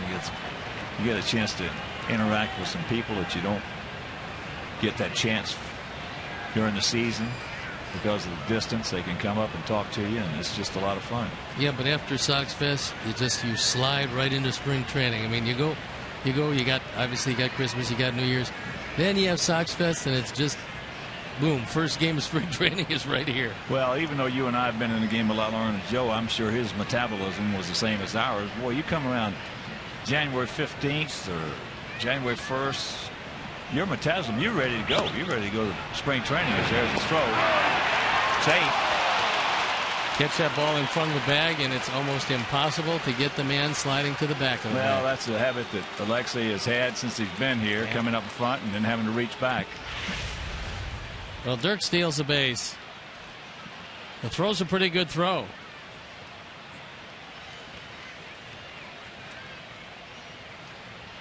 When you're that far in front and you're tagging the hip, the hand has got to get there. Yeah, he could have laid back on that one a little bit longer and put it on him. But meanwhile, the payoff pitch to Austin Jackson.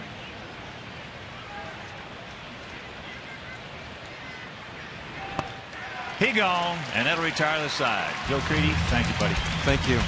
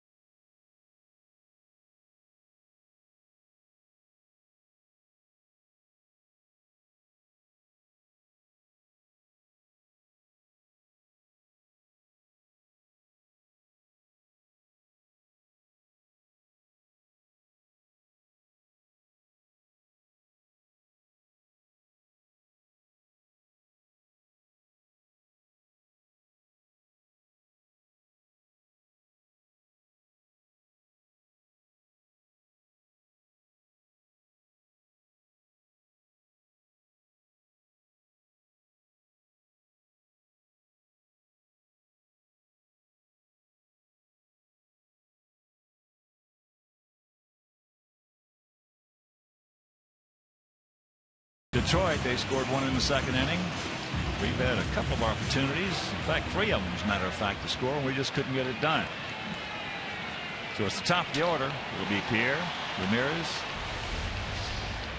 and AJ.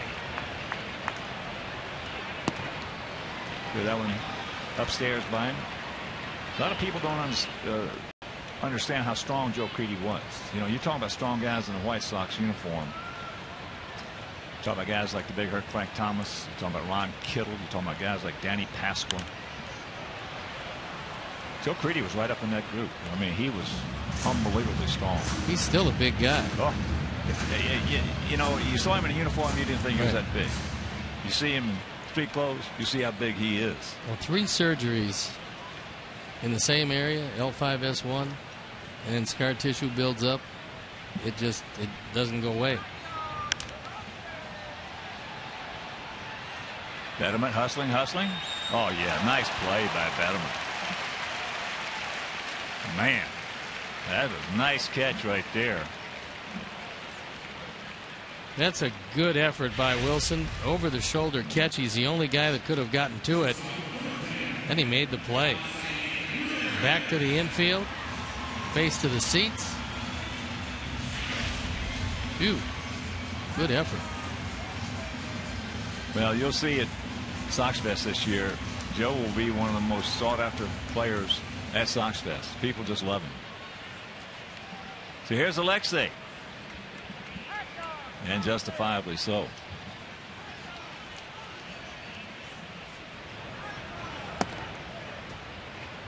Well, when you're a big part of history, and he is part of Sox history, had a big role in Sox history, fans in Chicago are not going to forget you. Right.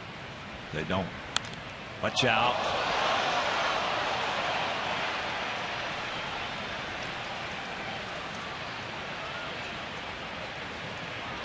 Well, that gentleman caught it off the wrist and hand.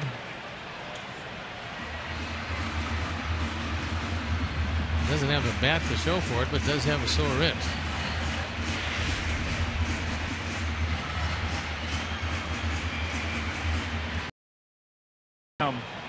For knocking it down, I'll tell you that.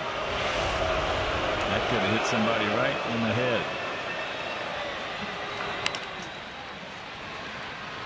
Betterman on a 2-hopper. 2 out. And a reminder, you can text Subway to 29653, and if you're the 500s texter, you could win $5 footlong subs from Subway. So here's AJ. He's 1 for 2.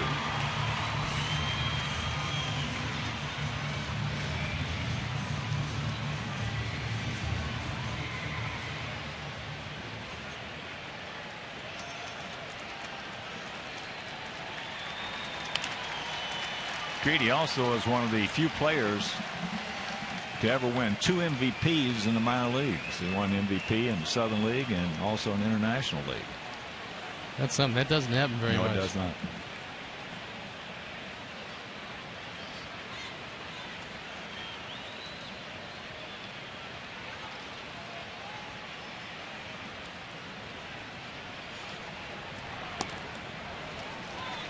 Change up. Here's our AT&T Uverse multi-view. You get a center field shot of Verlander against AJ. Side shot. A shot looking at Wilson Benjamin in case AJ hits it down that way. Tried to backdoor him.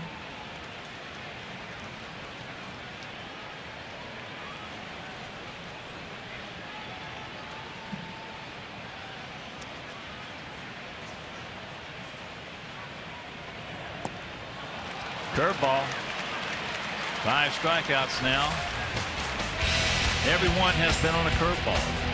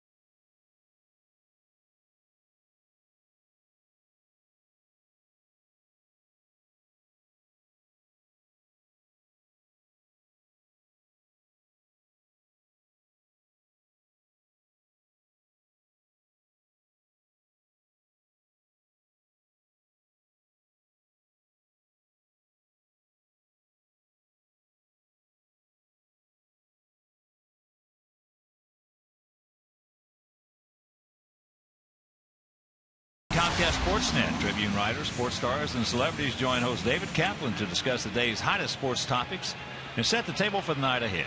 Chicago Tribune Live, presented by Captain Morgan. Weeknights at 5:30 on Comcast Sportsnet, and that is fans' best friend.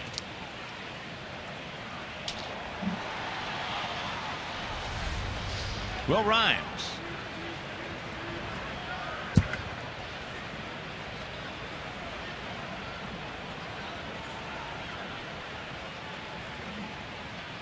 Grimes has gone out to right, and he has gone out to center. Kind of happy not to see Ryan Rayburn in the lineup for a change. He has been killing us. He has become a Sox killer. There's no question about it. Yeah, that's down into the corner.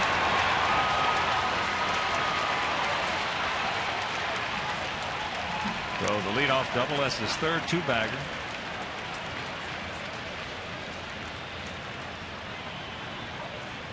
Now you're going to go through the middle of the order with an insurance run on second. It's a high fastball right over the heart of the plate.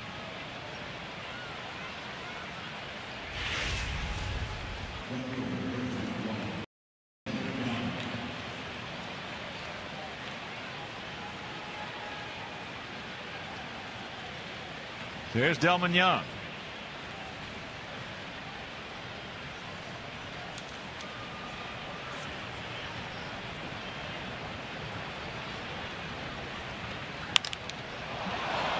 That ball high and deep into right center field.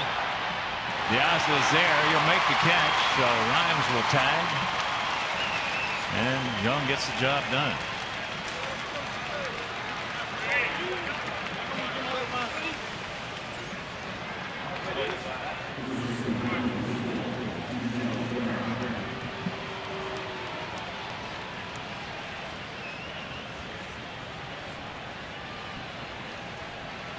They're going to put him on first base and take their chances on perhaps Victor grounding into a double play.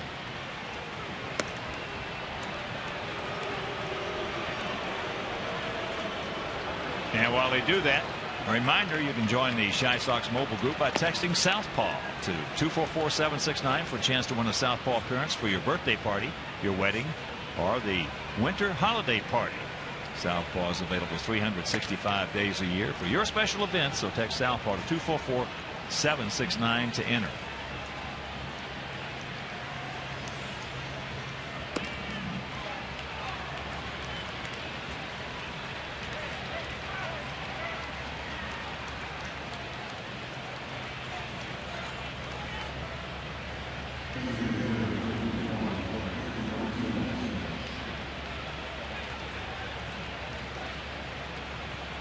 He's been able twice to get inside on Victor Martinez, which you don't see very often, as you can see by 91 runs batted in. But he's jammed him a couple of different times.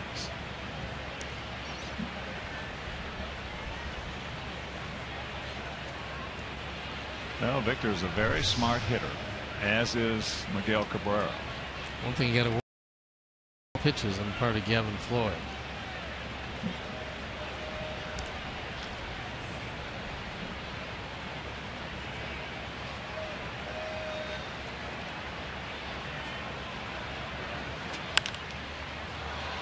And that's going to be out of play.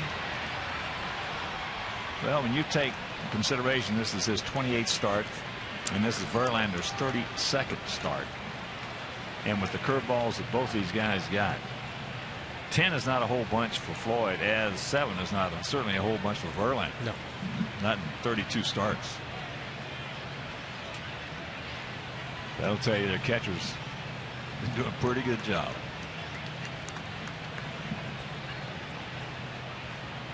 Victor just above league average and driving home the man from third base with less than 2 outs.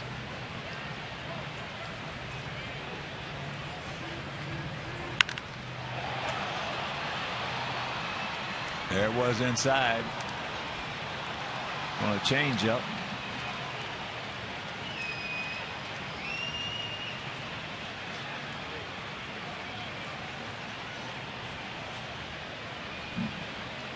So 0-2 the count. The 32-year-old switch hitting catcher, DH. He has not caught in over a month now. Last time he caught, he hurt his knee.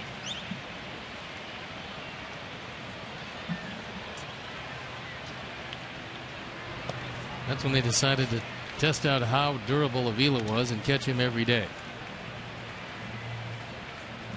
He has not disappointed him. No. Hasn't had much of a drop off in batting average either.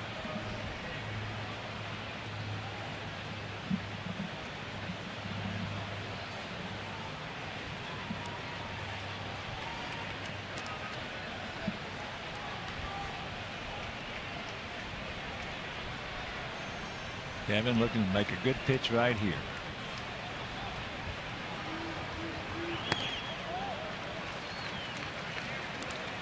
Sometimes you'll have a check swing on a high fastball with 2 strikes.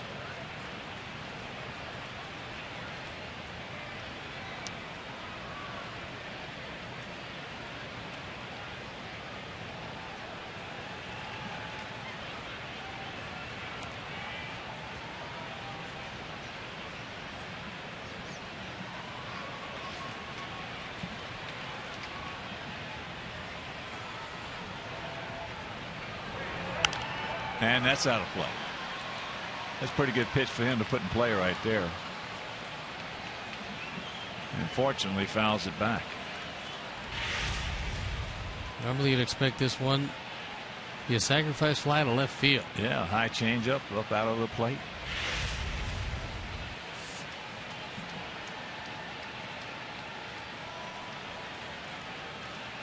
He has 7 sacrifice flies.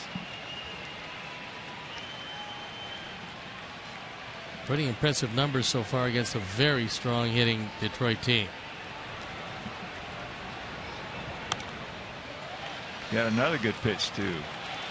Put in play, and Tyler's gonna have a little talk with him. Couple of big men right there.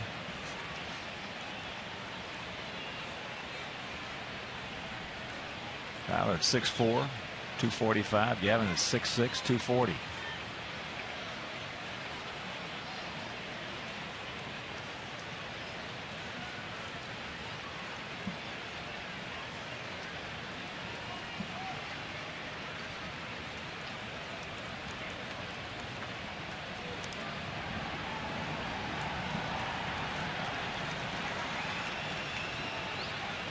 And he okays the sign. Short lead by Cabrera at first.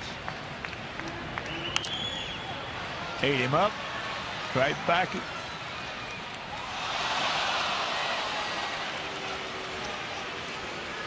Steve. Oh, that was Gene Honda's booth. Yeah, I know. I say it was right back at you and went into the next booth. Next booth. An error on the play. Yes.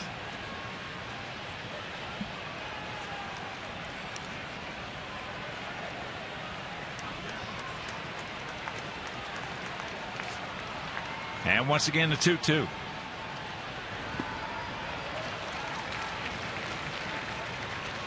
So a full count.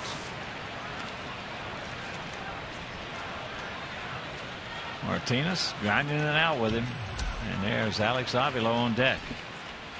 Cabrera thrown out once trying to steal.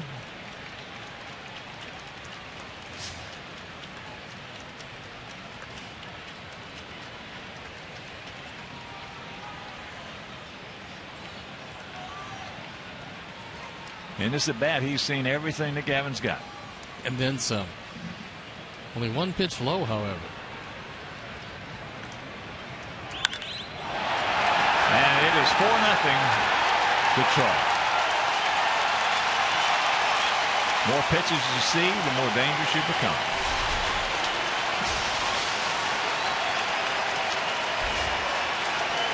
So the intentional walk to Cabrera probably upset him a little bit. It's only the 11th home run, but he's driven in 94.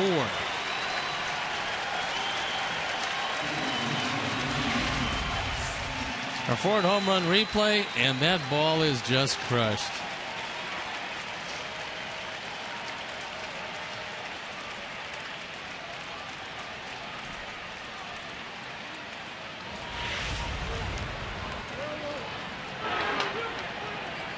So here is Avila. Hit into a 4-2 fielder's choice. That knocked in a run, and he struck out. Curveball strike. 4 runs on just 4 hits for them. No runs on 5 hits for us. We have stranded 6. They have stranded 1.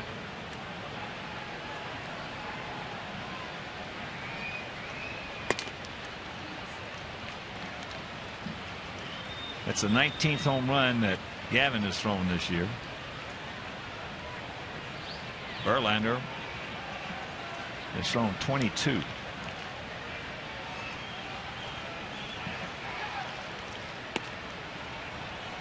Two and one.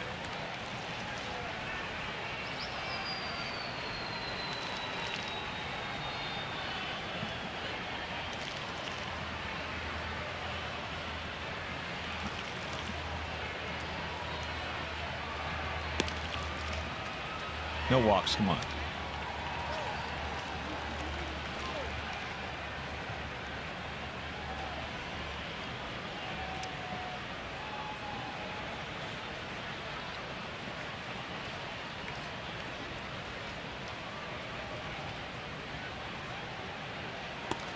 Tacks it up and a full count. And a reminder, Hooters is the official road game restaurant of the White Sox. Come into any Chicagoland Hooters location when the Sox are on the road to catch the games on their flat screen HD TVs and enjoy great Miller beer features.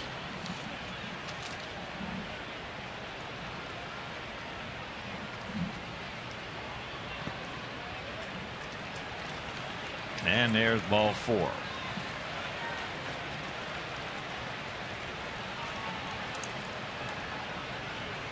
So here's Peralta. He is singled and he is grounded to second. Bottom of the 6th down in Texas. Rangers leading Cleveland 4-3.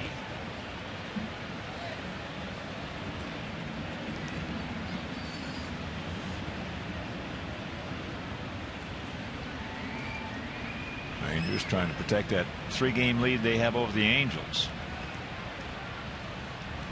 Angels got beat as that ball gets away. That'll be the 11th wild pitch for Gavin.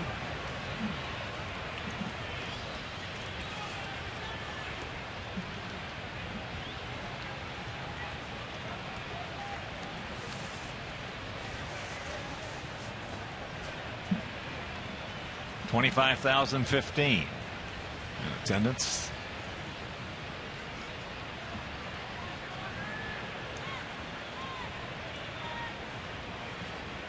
Pirates hitting in the bottom of the 9th, trailing the Cardinals 6-4. Atlanta leading the Marlins 7-1. That game in the top of the 9th at Turner Field.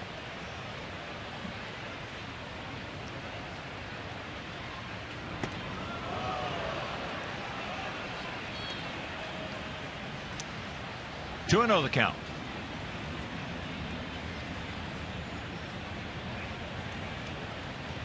Cy Chin, Bruce Chin, shutting out Minnesota 4-0. He's got a 2-hitter going for himself tonight. That game in the top of the 8th in Kansas City. That's where we'll be going after tomorrow night's game. Got 4 there. And then Monday will be an off day, and we'll be having 4 in Cleveland, a day-night doubleheader on Tuesday.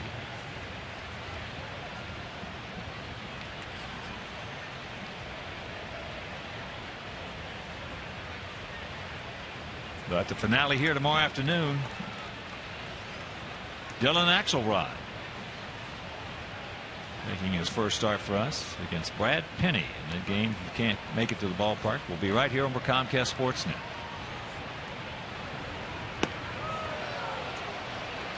And the count 3-1.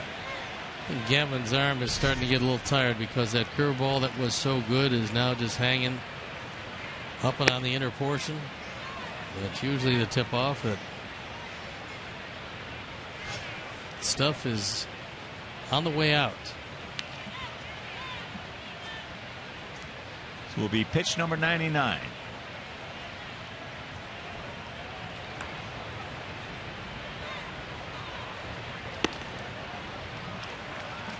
So the 3rd walk of the inning. First one was intentional. And here comes Bettemer, who is 0 for 2. Going out to right and struck out.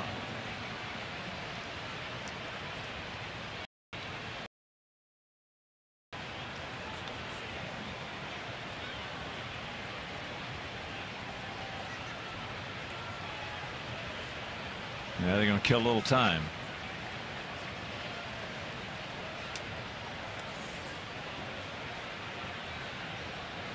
And that Rocky Milwaukee game, that's in the bottom of the 5th at Miller Park. Colorado leading 1-0. You can read lips. Don Cooper saying he's ready.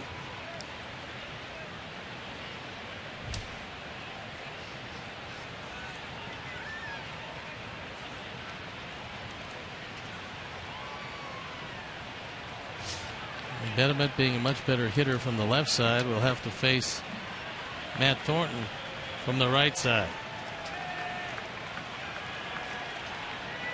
So Ozzie is out. Makes the call to the pen. Gavin Floyd got a little tired here in the 6th up to that point and giving up just the 1 run. He departs, and we'll be back.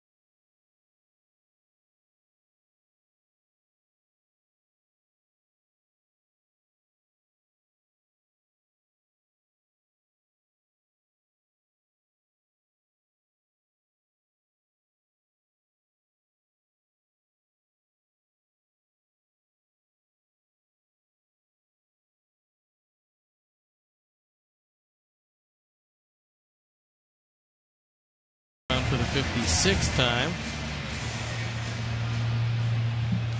He inherits a couple of base runners at first and second.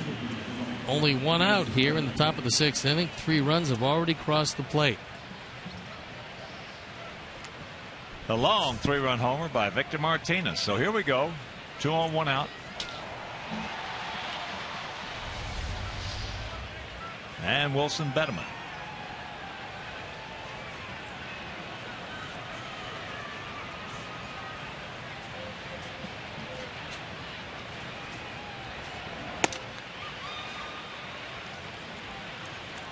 Takes ball 1.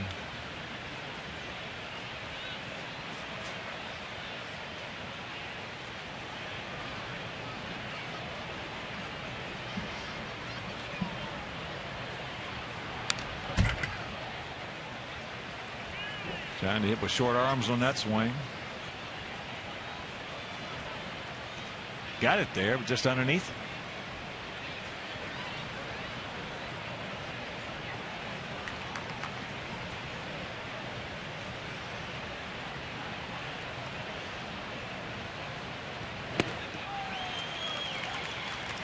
One and 2 the count to the 29-year-old switch hitter.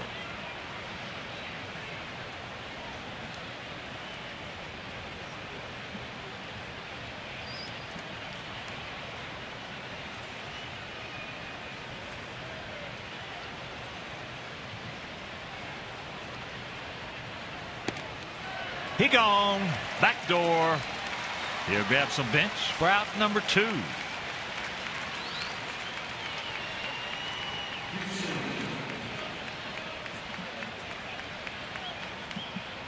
I think we're going to see a pinch hitter for Andy Dirks as you see a backdoor slider. Catches the outside corner. It is Ryan Rayburn.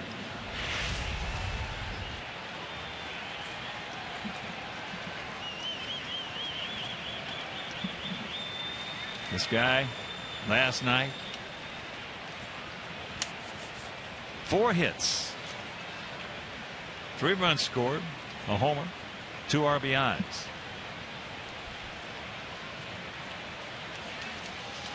just wears our behinds out.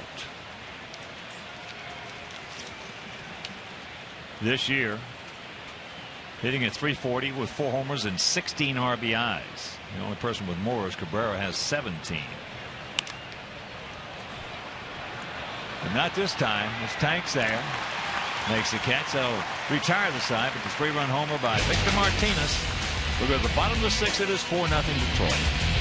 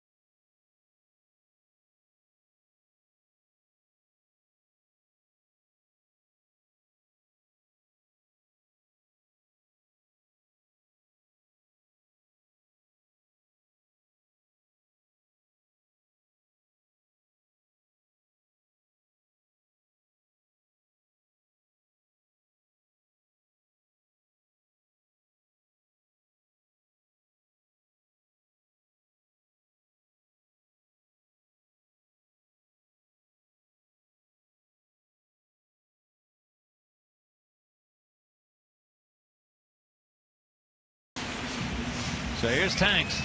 He's 0 for 2. Hit the ball hard his first time up into a 5-4-3 double play. And he was called out on a good curveball. Verlander has 5 strikeouts, all coming on curveballs.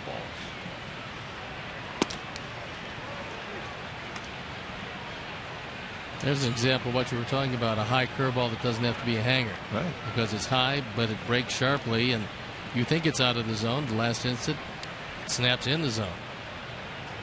Well, there's a curveball. You had a terrific curveball, and I saw you throw some high curveballs. They weren't hangers. They were still digging.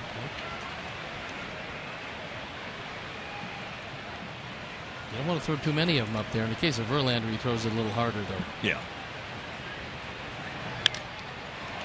That ball hit into right field. Raver, he's there.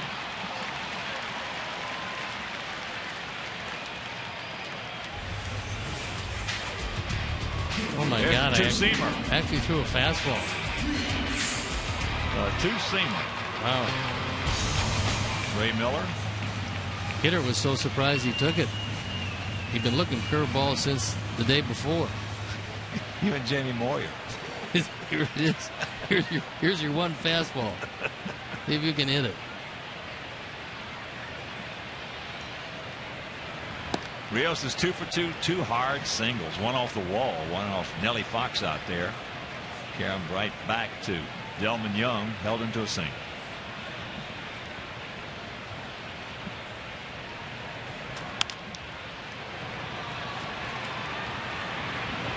Peralta. Johnny has only made 7 errors all season long.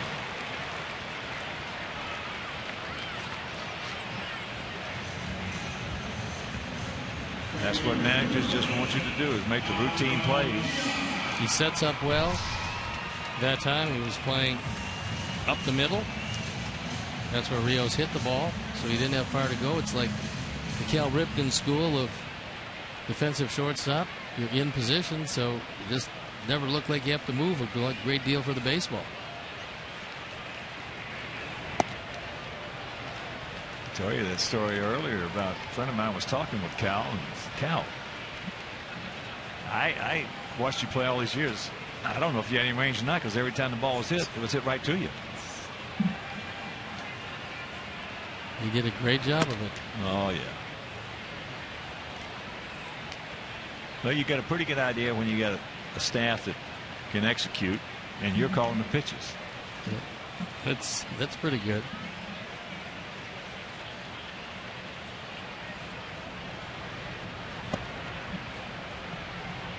As an infielder or an outfielder, there's two ways to cheat. And by cheating, I'm talking about getting a good jump,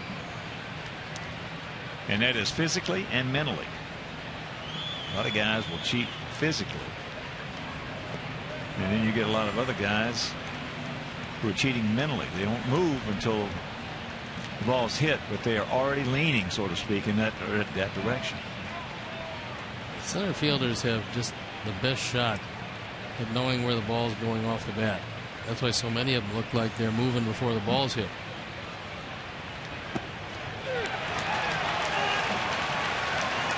And there is another curveball strikeout.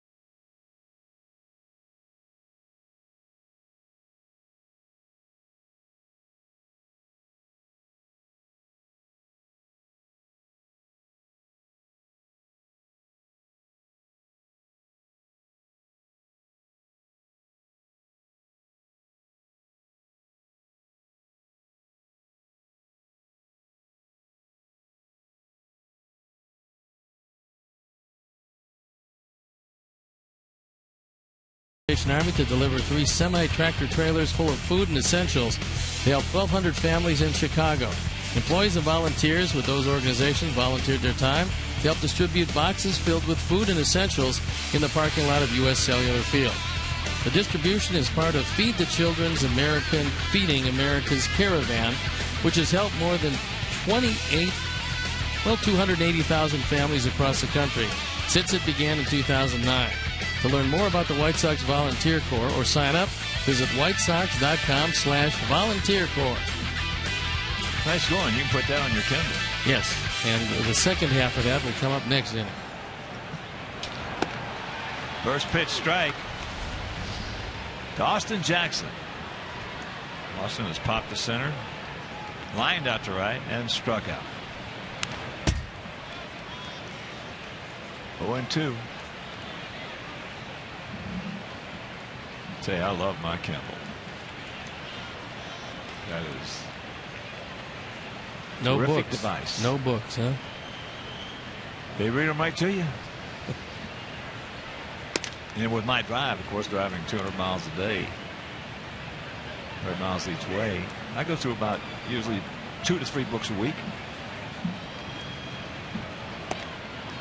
He go.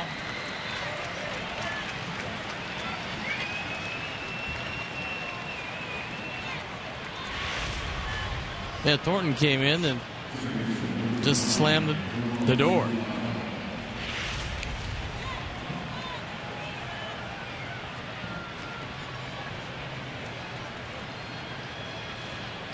So here's the switch hitting Ramon Santiago, making his first plate appearance.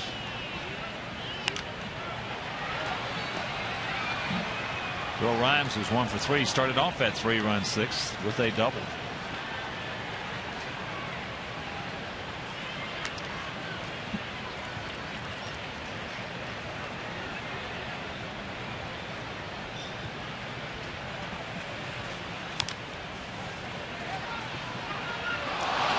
Well, that was an interesting hop.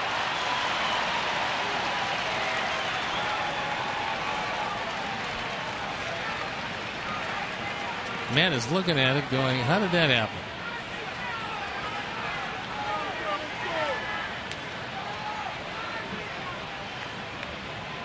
So here comes Ozzie as you take another look at the spin. This one took an abrupt left turn.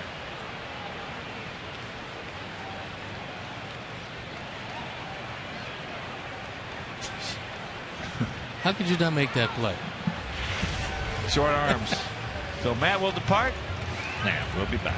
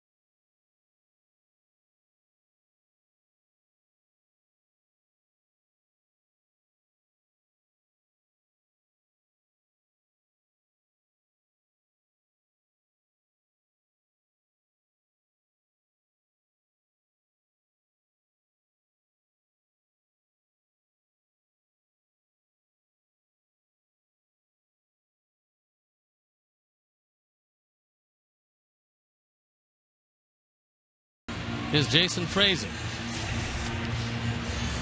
Comes out at 3-3, the ERA 3.40. And there's one out in the inning. He inherits Santiago at first base, and one of the strangest hops you'll see in the infield. On relief from Matt Thornton. And while he's loosening up, a reminder you can lower your home with Constellation Energy. Check your Sox game card for an additional 5% off our fixed price. Visit home.constellation.com today to learn what you can save. For tickets, call 866-SOX-GAME or visit whitesox.com.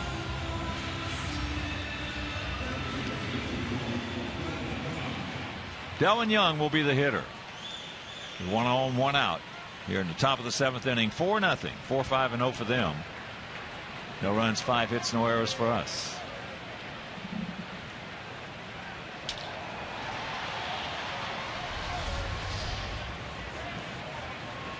Young is 0 for 3.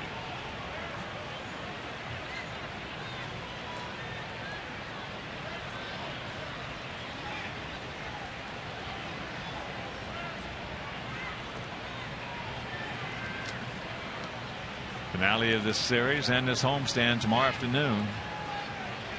Dylan Axelrod against Brad Penny in that game right here over Comcast Sportsnet if you can't make it to the ballpark.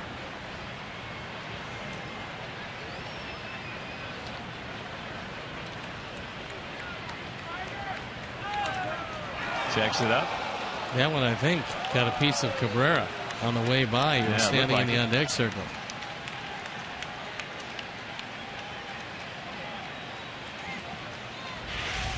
Burns going to put on the catcher's gear, I think. Yep, Ed got him. Just missed his face.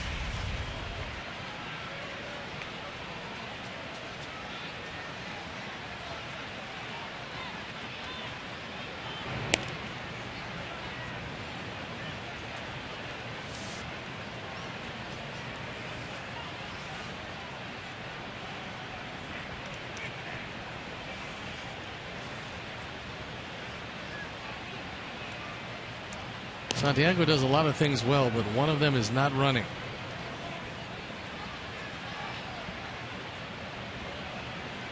Jason, worry about the man with the bat.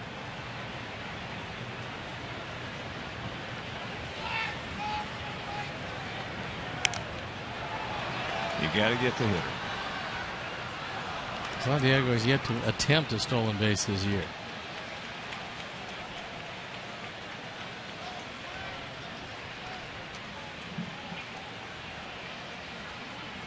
So 0-2 the count. I believe Delman will be 26 tomorrow.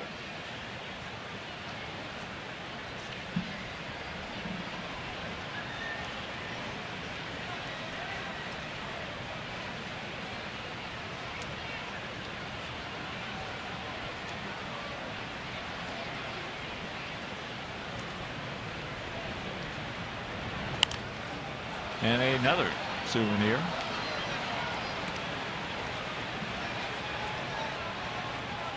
Just tuning in, Tigers 1 in the second, 3 last inning. Big 3-run homer off the bat of Victor Martinez.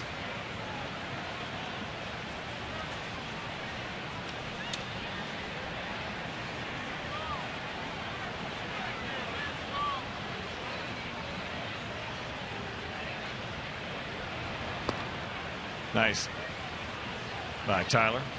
Victor has really been a thorn in our side. This year he came in hitting .340 against us with 8 RBIs. Now he has 11. In his career, his .312 hitter with 18 homers and 76 knocked in, so make that 19 and 79. Pretty good numbers. Most of them accomplished while a member of Cleveland Indians. Some while a member of the Boston Red Sox.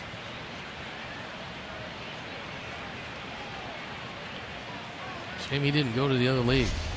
Yeah. He'd fit well over there. Tried to sneak that one by him at 94.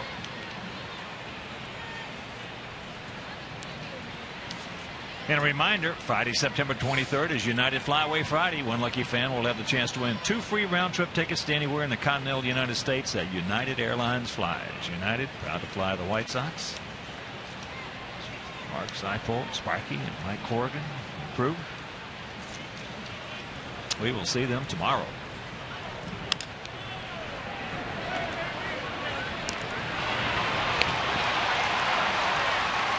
Gordon took a pretty good shot at second base. He got the throw off, but Santiago went in hard and really took him out. Slow developing play. As a second baseman, you know you're going to get it.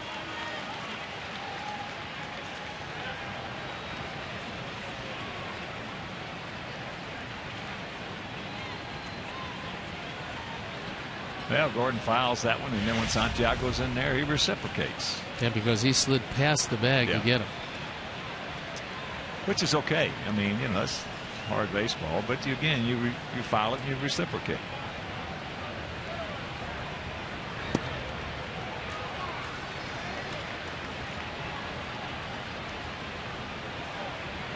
Seems like the fouling system's not quite as good as it used to be. But that or that sidearm throw, if you get the ball a couple of steps before they slide, that'll get you down in a hurry or get you hurt in a hurry.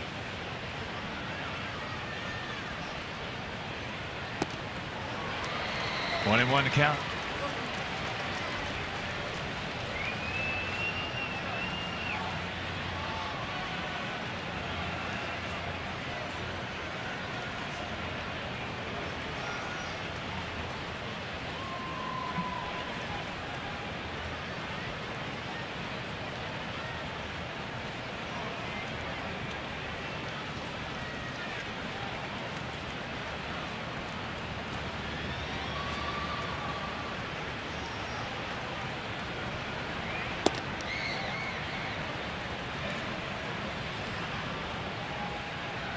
2-1 to count.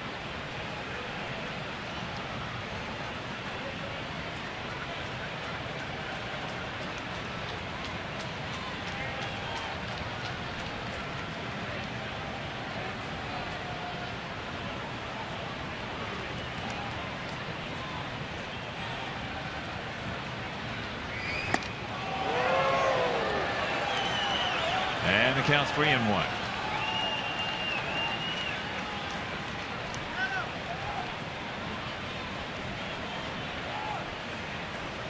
Closing in on 1,000 RBIs, and he's just 28 years old.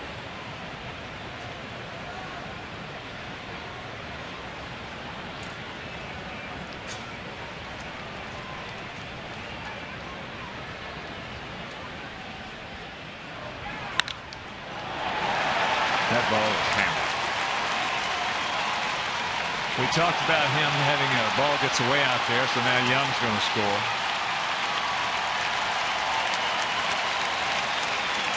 And it's 5-0. Two doubles for Cabrera tonight, and 2 walks to go with it. A perfect night as he gets a changeup and wakes back and just drills it. Takes that carom off the wall away from Juan. So a 5-run lead.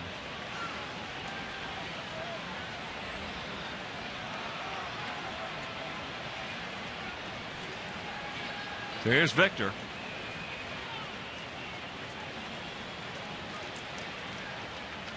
Making his 4th plate appearance. He's 1 for 3. And it was a biggie coming last inning. Here's our Xfinity high-speed action replay. And it's one of the big differences in this one. A 3-run homer, a bomb, only the 11th of the year. Victor's driven in 94.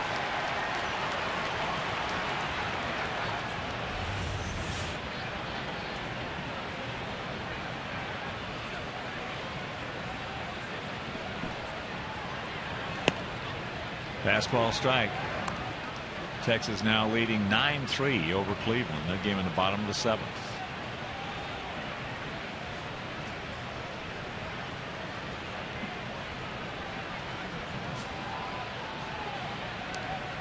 Five runs on just 6 hits.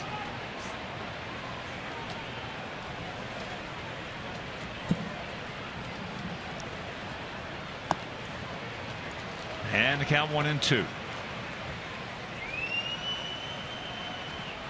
Chen shut out Minnesota 4-0 in Kansas City. It is nice to see that he beats someone else besides us. Well, we're going to get him. Yeah, we get him in the final game, I think. Final game of that series on Sunday. He's 11-7 this year. For a team that's way under 500.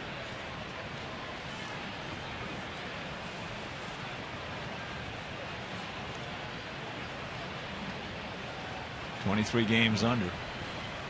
He's 4 over.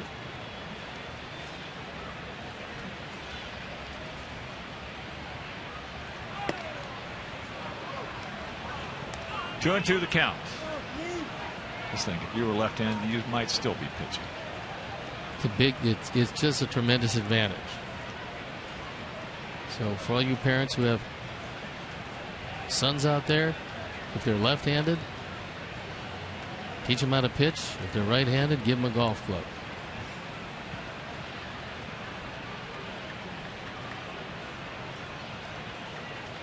Two out and the 2-2 pitch.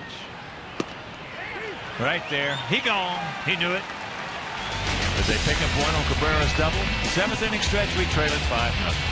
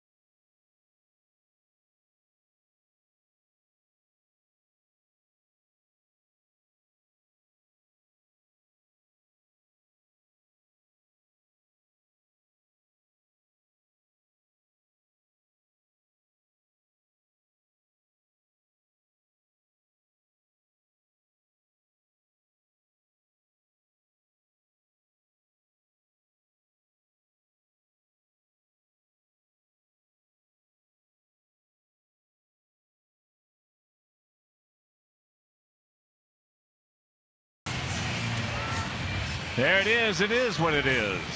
5-0. Verlander. We've had our shots at him.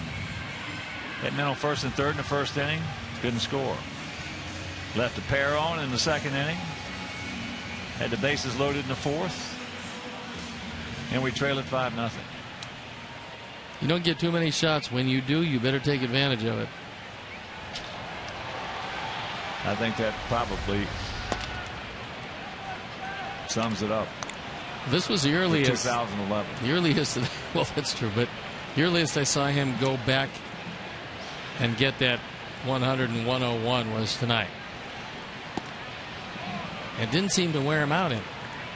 No, I love to watch him pitch. I mean, if you're a baseball fan, you got to love to watch outstanding performers, and that's what he is.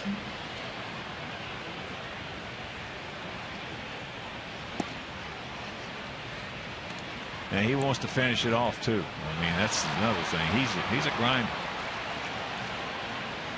and a competitor.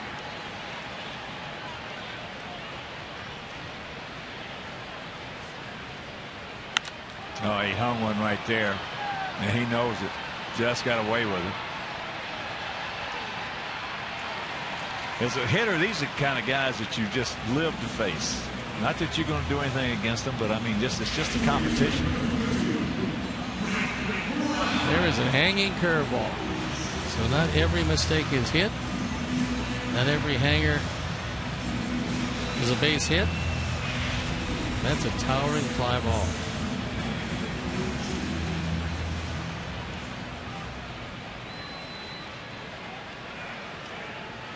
So here's Brent. He's been to the plate twice and walked twice. Takes that low and away.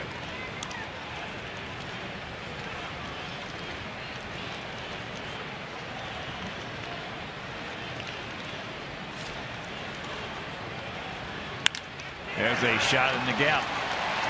Maybe that's why he walked him twice. Yeah, after seeing those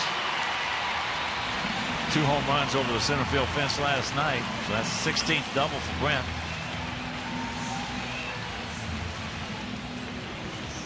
And let's take a look at that hanging curveball with Flowers. He knows he made a big mistake. Got away with it.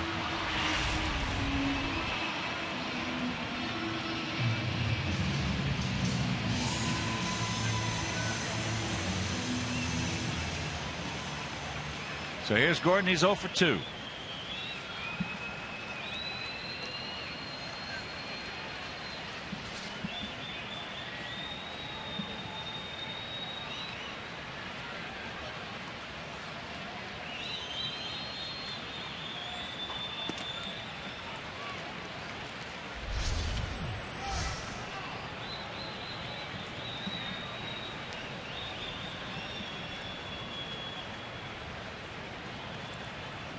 Hits are even at 6 apiece. They lead us by 5. Gordon got a good breaking ball to hit right there. Fouls it away. Second one in the same inning that he's hung. He's just shaking his head knowing he got away with another one. The hanging slider.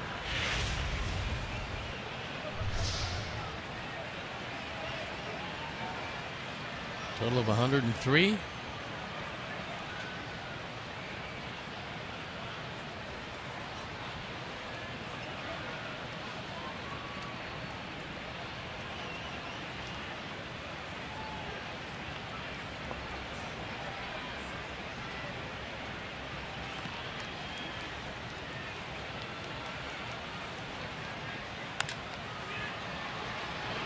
Inge on the pick to peg. 2 down. Brandon Inge makes this play just about as well as anybody in the league. Comes in, strong enough arm to get it there in plenty of time.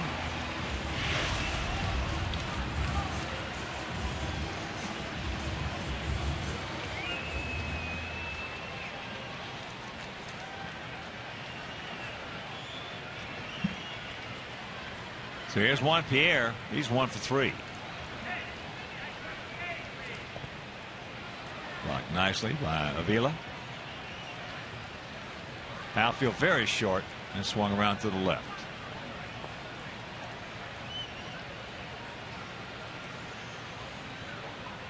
Austin Jackson, outstanding center fielder. He can go back on the ball with the best of them.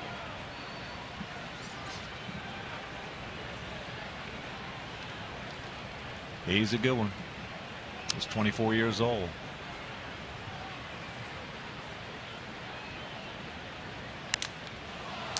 And that's popped up. Cabrera's there, makes the catch, and that'll retire the side. So we get the double, 1-out double off the bat of Brent Morel. Meanwhile, we're into the 8th, trailing by 5.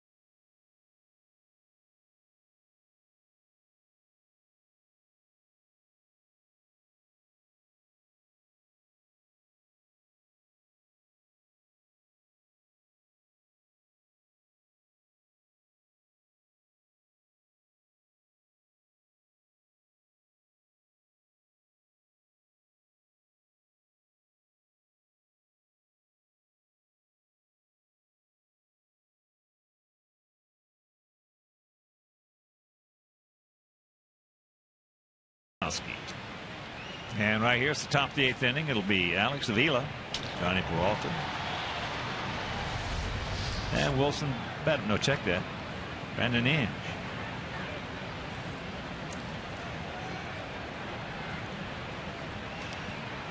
And there's Billy Pierce. Thank you, Norton.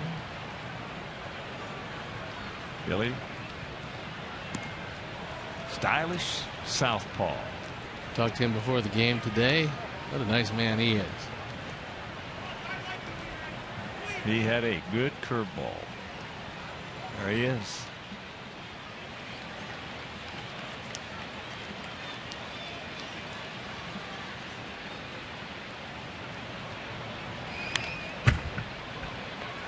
.21 to count to Avila. He's 0 for 2 with a walk.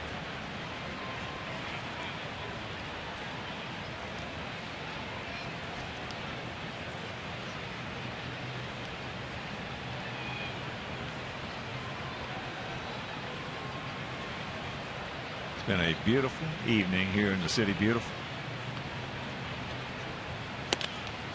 There's a good fastball. And the count 1-2. Bring a jacket tomorrow. It's supposed to be chilly. I always bring a jacket. Yeah, it's always. You never know. No, it's supposed to be high of 60 or the low 60s, something like that. Really? Yep.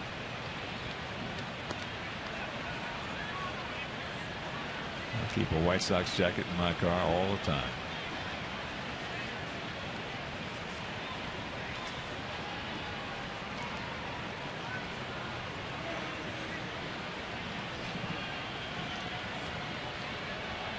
Jason with a 2-2 pitch.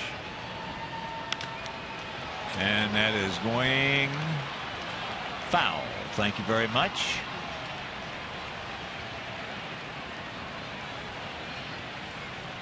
So the 24-year-old catcher will come back. He had one like that last night. Almost on the line.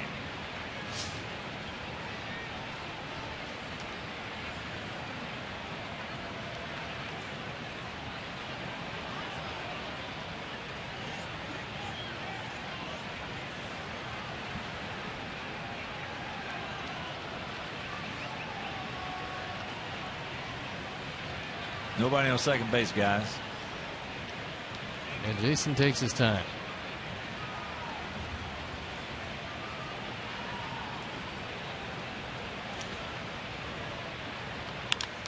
And that is foul.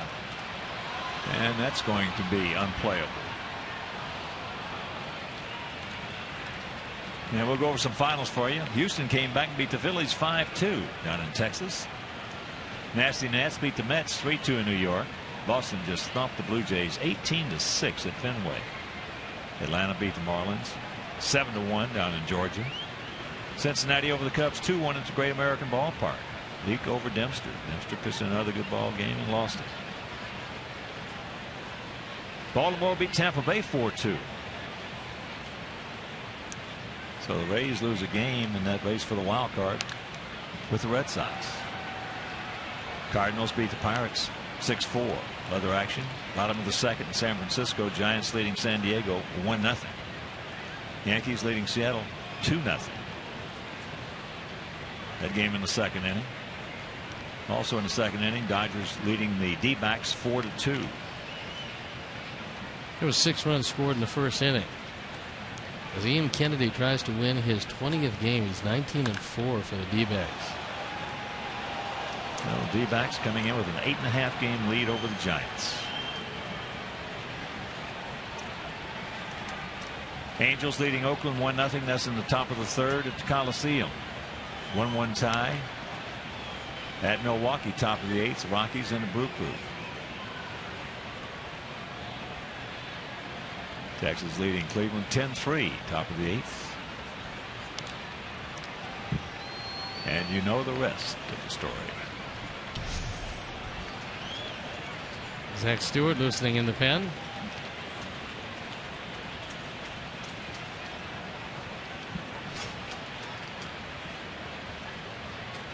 Zach's going to pitch on Saturday against southpaw Everett Tiefer. Tomorrow's Axelrod against Penny. Then on Thursday down in Kansas City is going to be Burley against Jeff Francis. Ball hits sharply. So 1 out. On Friday, Philip Humber against Felipe Paulino. On Saturday, Stewart against Tiefer. On Sunday, Johnny Danks against Cy Chin. Tomorrow's game here will be right here on Comcast Sportsnet. Thursday it'll be on Comcast Sportsnet Plus. Friday on Comcast Sportsnet. Saturday on Comcast Sportsnet. And Sunday over WGN.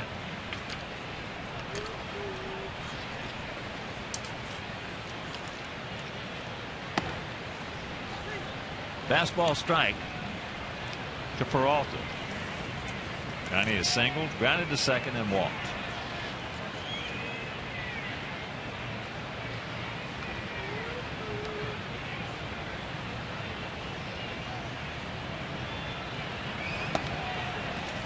Just misses.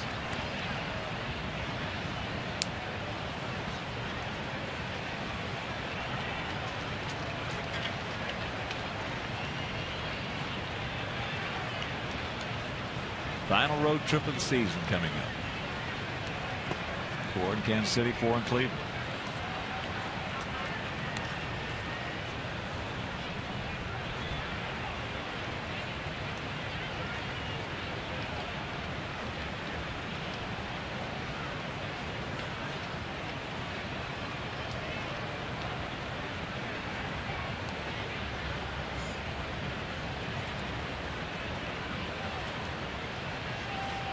2-1.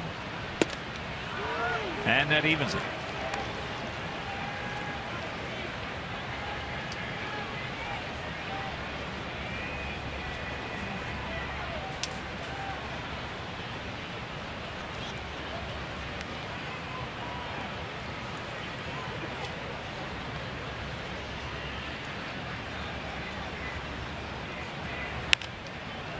And Brent's got him. Just a soft line drive. 2 down.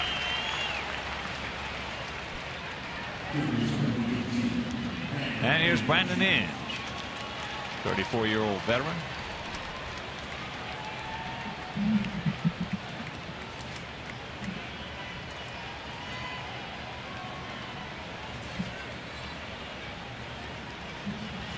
There are the numbers on Brandon. He was 3 for 5 last night.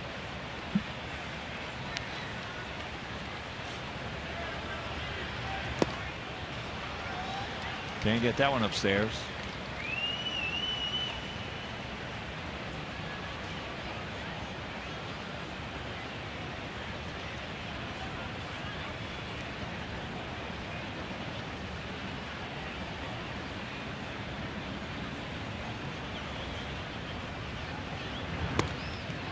And a count 0-2.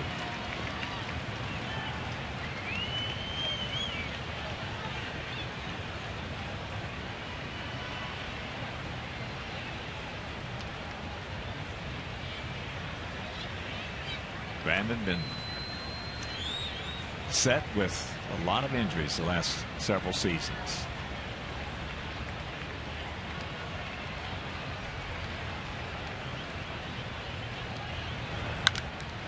High pop up.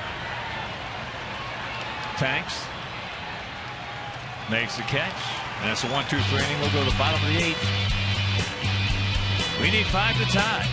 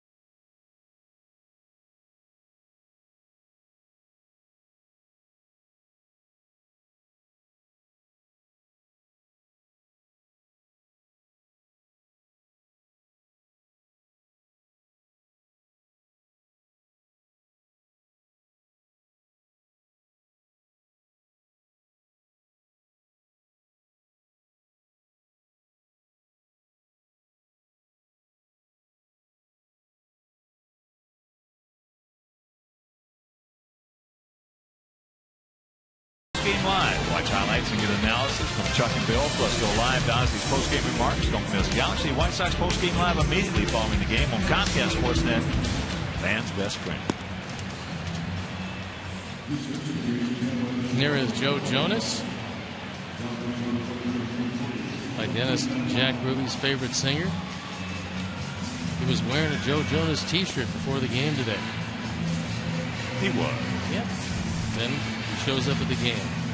It's like a miracle. And Joaquin Benoit comes into the game at 4-3 on for the 62nd time. Only 15 walks, 54 strikeouts, and 56 2/3 innings. He sets up for Valverde normally, although this is a non-setup, a non-save situation as Verlander leaves after a fairly solid 7. We had those shots that the big right-hander just couldn't capitalize. Here's Alexei. He was 0 for 3 against Verlander. Takes first pitch strike.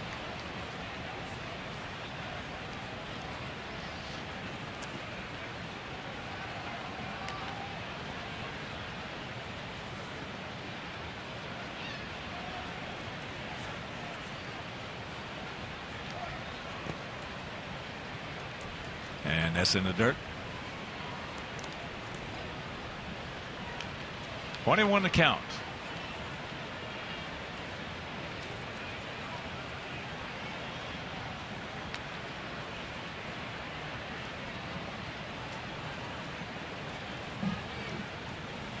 Tigers 1 in the second, 3 in the sixth, 1 in the seventh. Out in front of that one.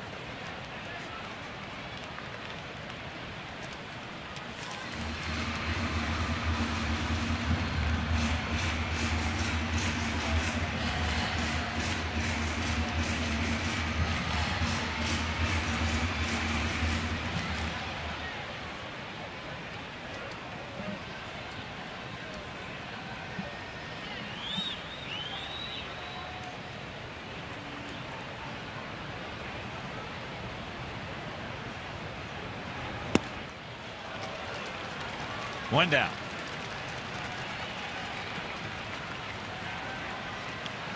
And that'll bring up AJ. AJ, the DH tonight. He's 1 for 3. So Verlander was there with that 101 mile-an-hour fastball when he had to have it.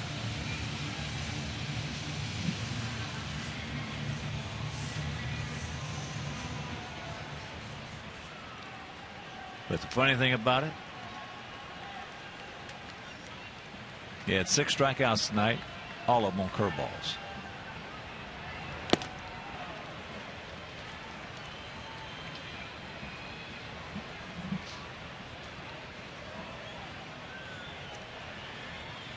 Said it the last time we saw him, the only guy that he reminds me of, Bert Blyleven. Bert couldn't hit 101, but his curveball is a little better than Verlander's. Verlander throws harder than the Dutchman. Bert threw it more frequently, threw the curveball more frequently.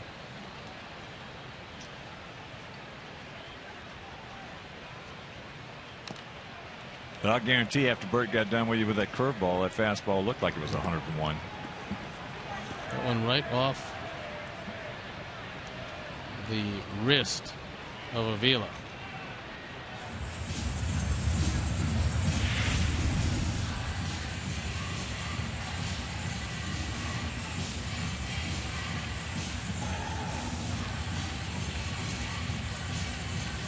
Oh, 2 the count.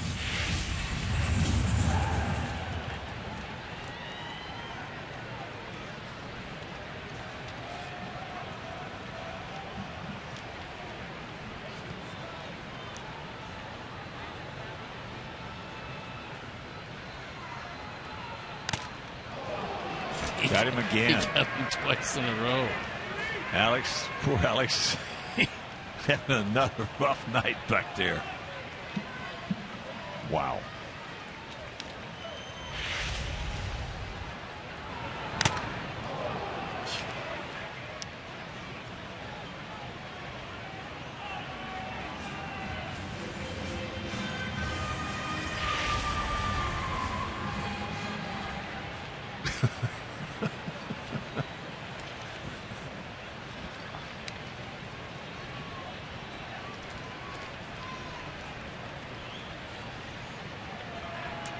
And once again, the 0-2 pitch. And that's poke foul. And a reminder, you can visit the official online shop of the White Sox. Browse the largest selection of official gear, including the latest apparel, nostalgic memorabilia, and authentic classics for the whole family. So get your gear from the official source. Shop at whitesox.com. 5-0 Tigers here in the bottom of the 8th inning if you're just getting home tuning in.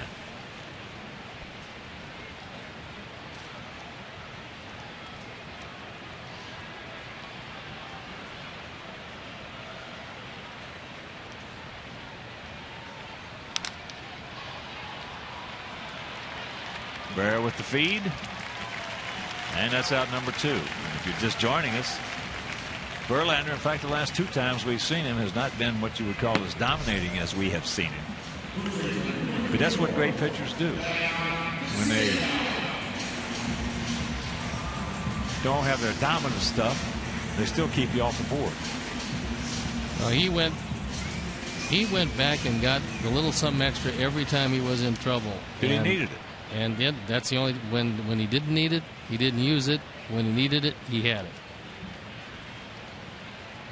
So here's Viciedo. He's 0 for 3. 0 for 3.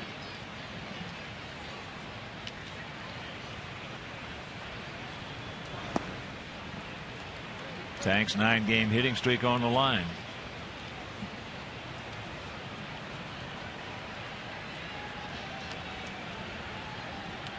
First time up, hit the ball hard into that 5-4-3 double play. Then he struck out. And then he went out to right field.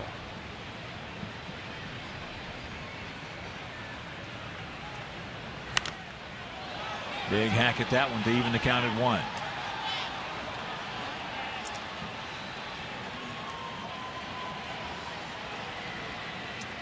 We're going to have some fun watching this guy and some of our other younger players develop. You gotta love his swing. Oh, I love everything of it. His approach. We got to get Gordon on the right track. Morel's on the right track. Ness outside. Piazza. Just saw Addison Reed down in that bullpen. He'll be coming in to throw the 9th inning. Good looking young players. Good looking young talent. Chases a bad one there and the count 2-2.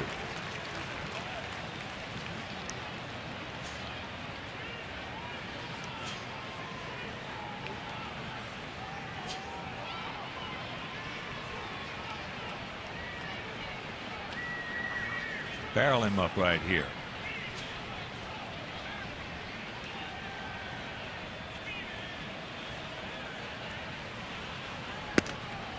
Lays off of it and a full count.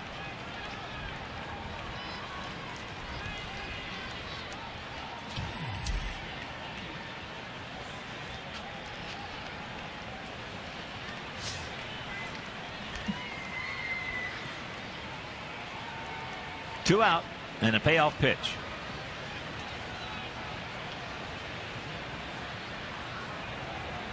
And that's ball 4.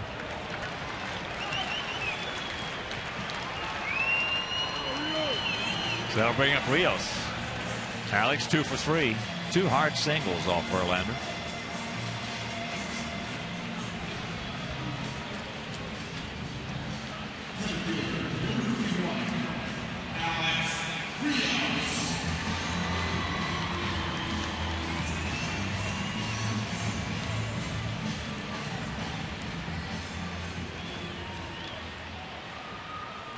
So Cabrera playing behind Tank at first base.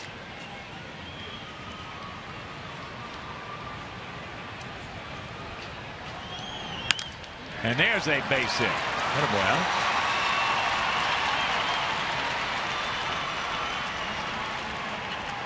Let's go. Let's get a run. Let's don't get shut out.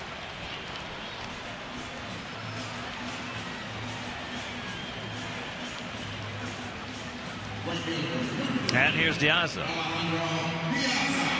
Alejandro 0 for 3. Couple of strikeouts. And a 3-6 fielder's choice.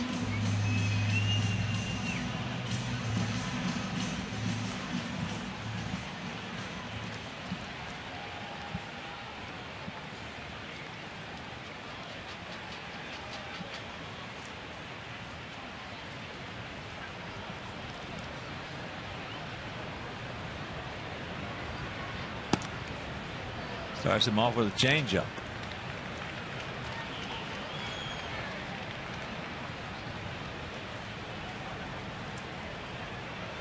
Pretty good numbers with runners in scoring position for Alejandro. His first real opportunity in the major leagues.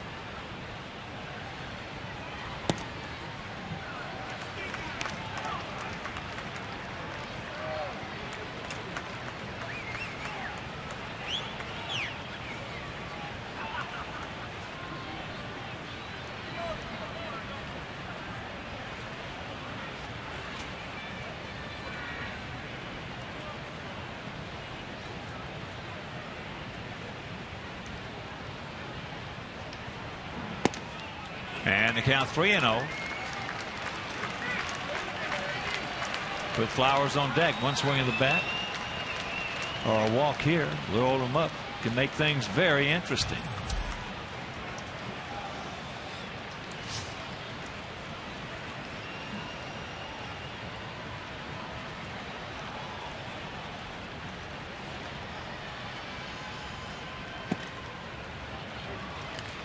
And there's the strike.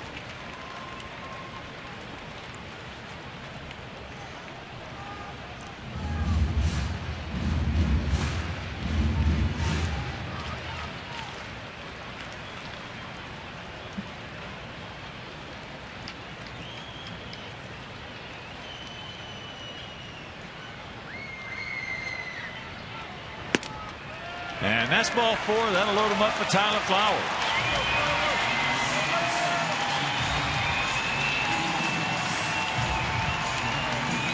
Jeff Jones comes out. Wants a word with Benoit. Valverde down in the pen.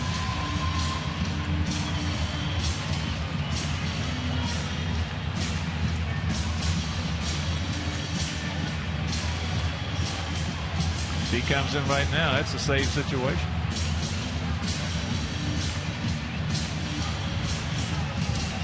But he's not.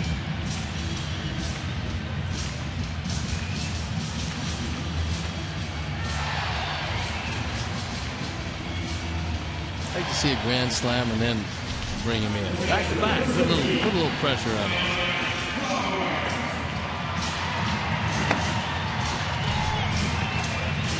Phil Coke throwing the pen.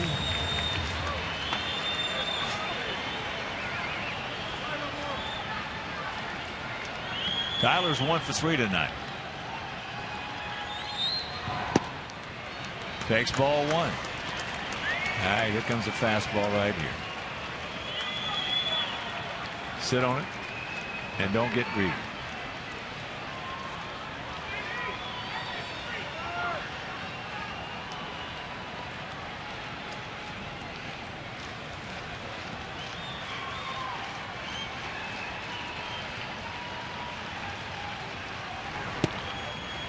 And there's the strike.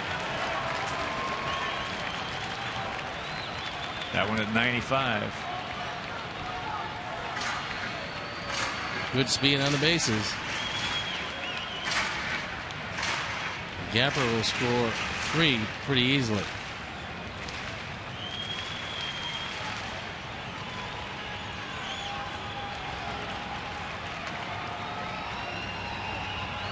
Sacks packed with Sox, 2 out, and the 1-1 pitch. Now advantage goes to Flowers.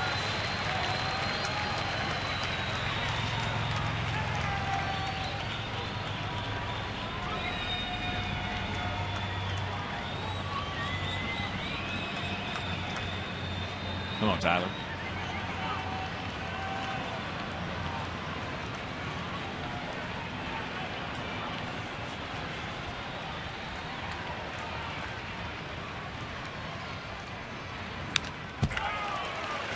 That one at 95.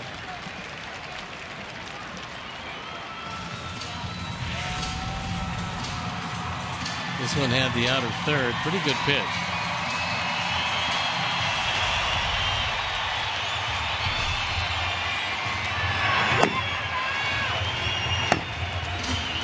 Albuquerque will join Phil Coke.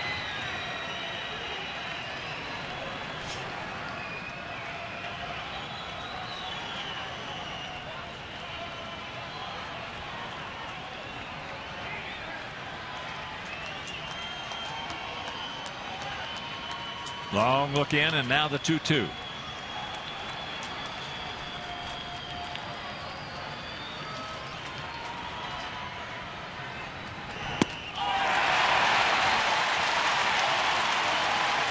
So for the second time tonight, we get the bases loaded. Can't do anything with it. We'll go to the ninth. Still trailing by 5.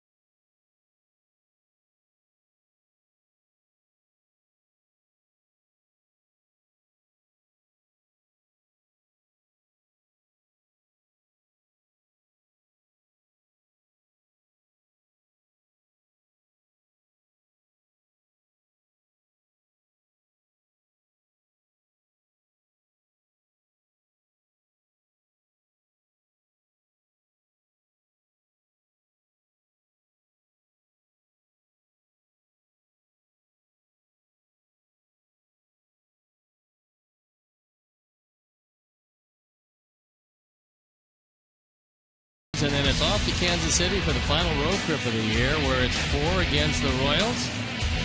And then it's on to Cleveland, a split doubleheader after the off day. 2 more with the Indians before coming back home to the final homestand of the year, taking on those Kansas City Royals. It's a Pelco upcoming schedule. And Edison Reed comes into the game. He's going to pitch the 9th inning, and he's been very impressive. Been in 3 games, ERA 2.45, 7 strikeouts, nary a walk in 3 2/3 innings.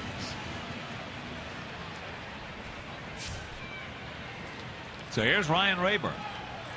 It'll be Rayburn, then back to the top of the order with Jackson and Santiago.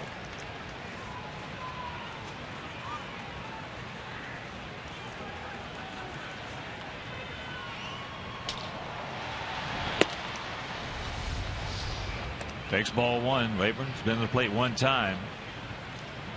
And popped up to Viciedo at first base.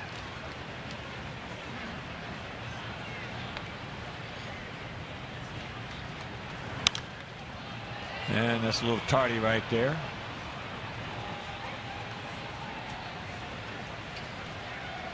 A lot of Tiger fans in the stands last night and tonight. Well, not a long drive, and you can understand with their team playing like they're playing, why they might want to make the trip.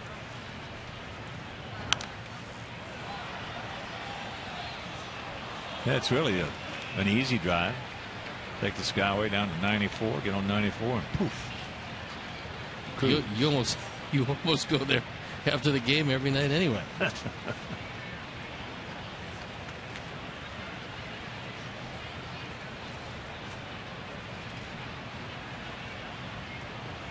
1-2 pitch. And there's another base hit by Ryan Rayburn. Wow. Wears us out.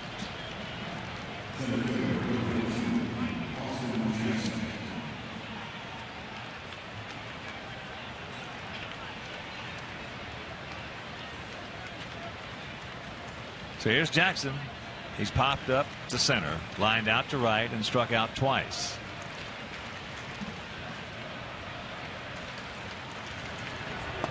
Breaking ball strike.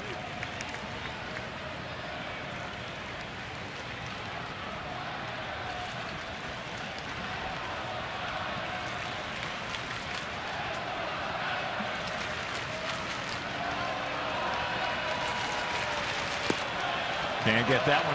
And very quickly, it's 0-2. Dylan Axelrod tomorrow afternoon. It's a 1:10 start. Against Brad Penny. Can't make it to the ballpark. Game will be over Comcast Sportsnet. Plays off the high one.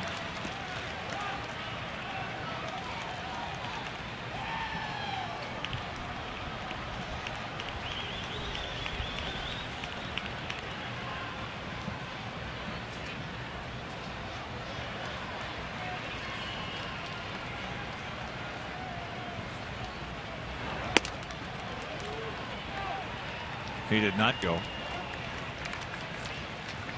And the count 2-2. Appeal to Mike Winters, but nothing doing. Well, the hits are even at 7 apiece. They have 5 runs on their 7. We have no runs on our 7. They have stranded 4. We have stranded 10. All right. Rack them up. Nope. Couldn't get the handle on it.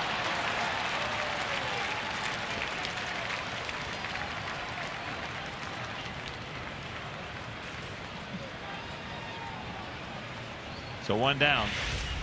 He would have had him. This was a quick developing double play. Gordon, before he could get the throw off, couldn't get a grip. So here's Santiago. Had an infield single. Hit a high chopper. Hit out in front of Matt Thornton and then went dead left.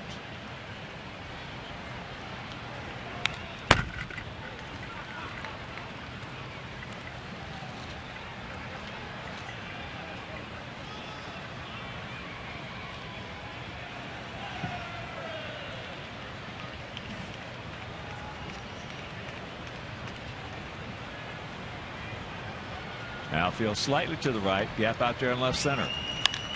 And that's popped up left side. Grant is there. Makes the catch. And that's out number 2.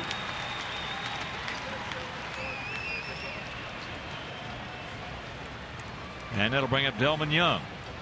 He's 0 for 4 tonight. He was 3 for 3 last night. 3 soft singles.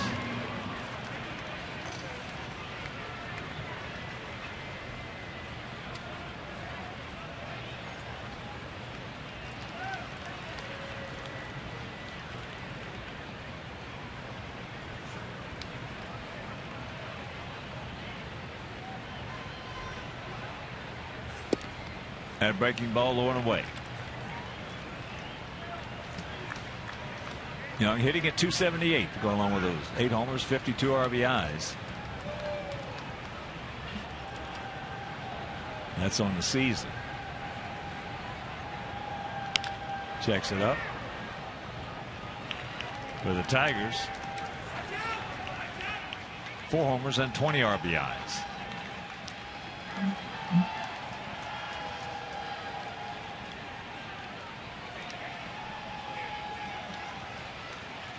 Now feel about equidistant straight up for the soon to be birthday boy. Don't get underneath it. And the count 2-1.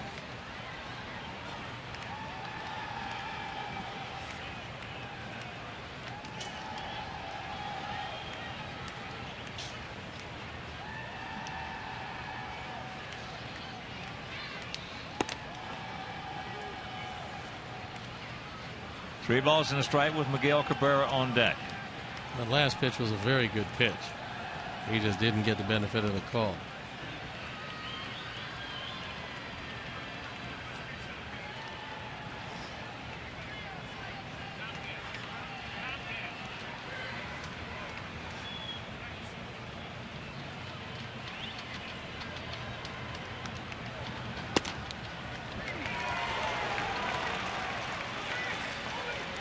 That evened it up.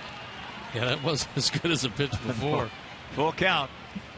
But they were both very much pitcher's pitches. Yeah.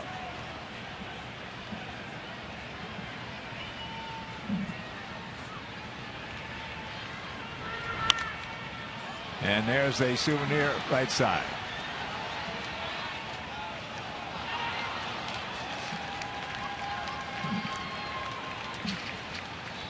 Tigers 1 in the second, 3 in the sixth. That 3 was a 3-run homer by Victor Martinez.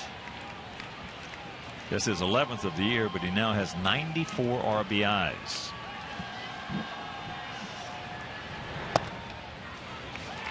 And here comes Cabrera.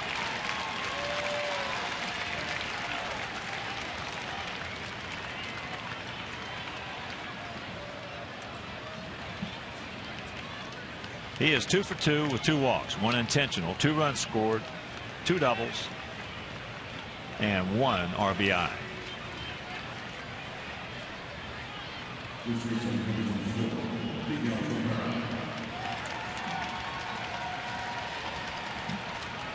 Angels leading Moscoso, and the A's 3-2 top of the 4th inning.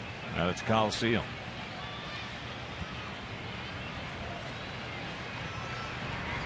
Breaking ball, and grabs a strike.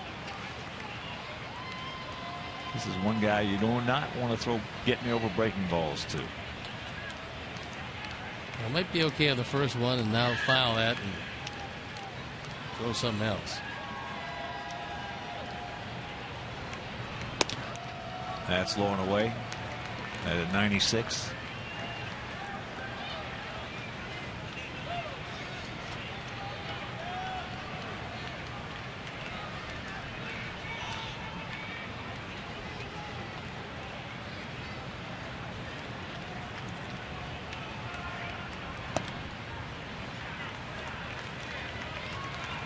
And the count 2-1. Come on, Addison.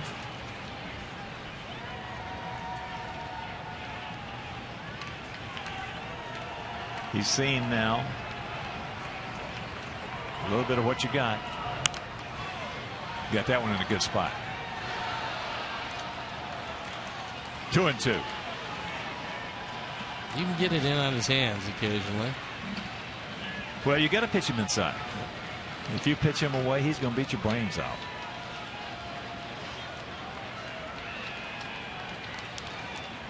And that's not to say he cannot turn and burn on the inside when he's looking for it, but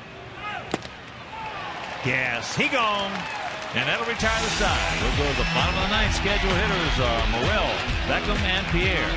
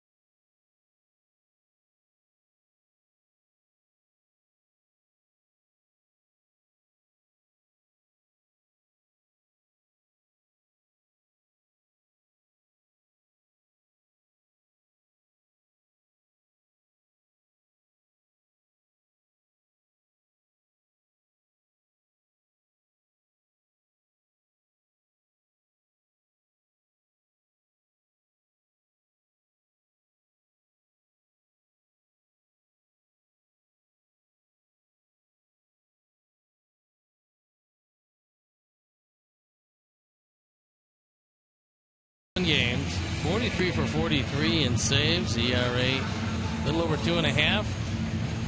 The only time you seem to score off this guy is in these situations. So maybe we can tack a few on, make it uncomfortable for him.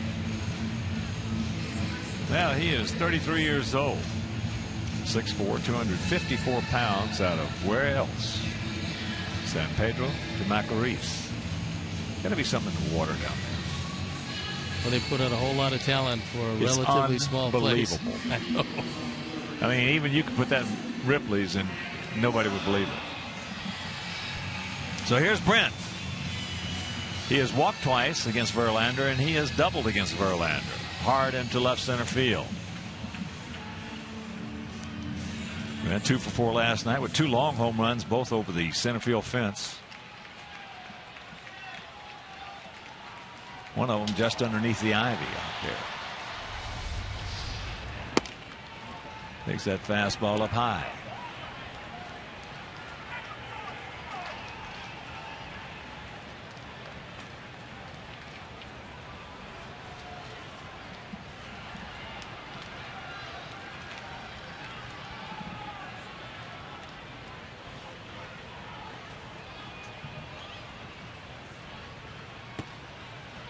And the count 2-0.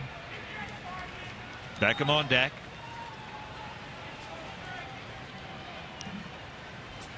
That adrenaline just doesn't seem to flow all that much when the non-save situation when you are the closer. Especially when you had a chance last inning to get in a save situation.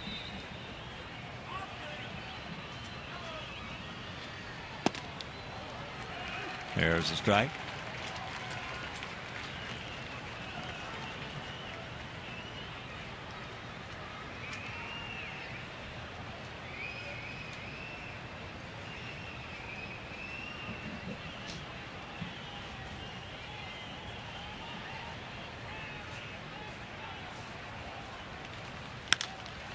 And that ball hit deep into right field. Stretch. Rayburn back up against the fence and hauls it in. So 1 out.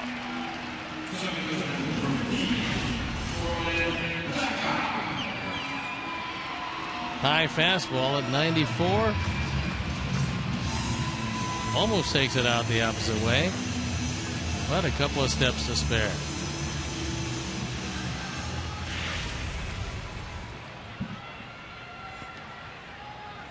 So here's Gordon.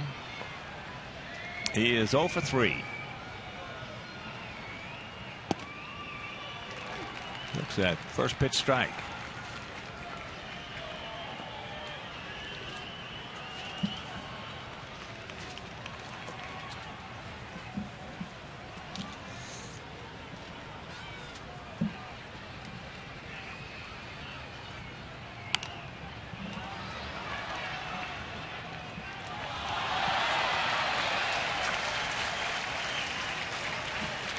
Oh, 1-2 the count.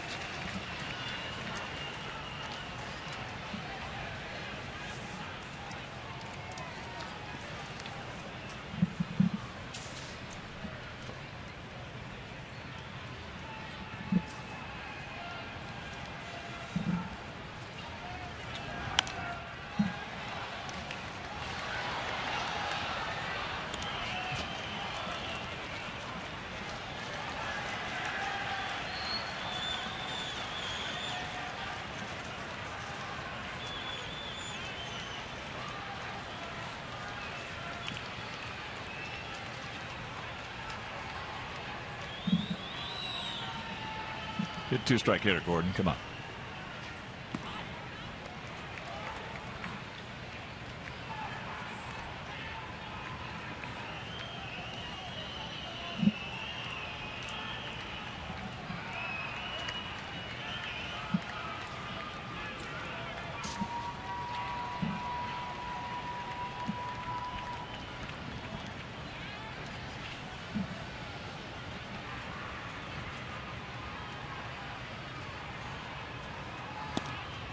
Good eye. 2-2.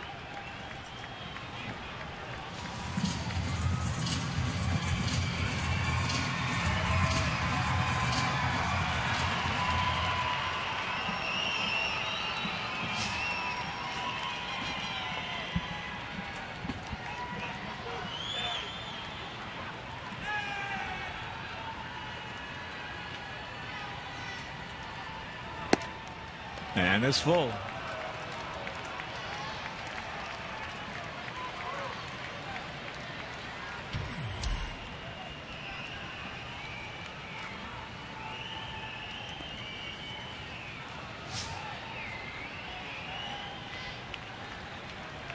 Outfield there straight up. About equidistant, maybe just a small gap out there in right field. And once again, a reminder tomorrow, Dylan Axelrod making his first start in the Sox uniform against Brad Penny. Can't make it. That game will be right here on Comcast Sportsnet. And there's a chopper to Hopper. And that's out number 2.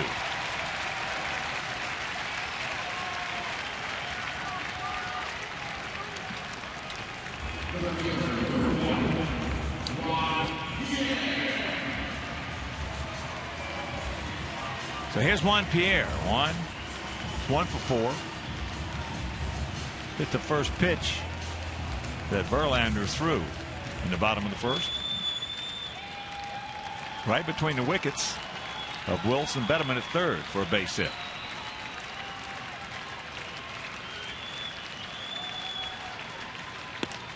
And there's strike 1. 5-7-0 for them, 0-7-0 for us. And what has been this year, Tigers ready to go 12-5 against our Sox. And it has been a total, for the most part, domination.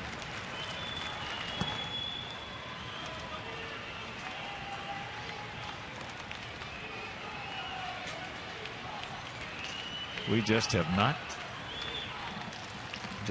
done it.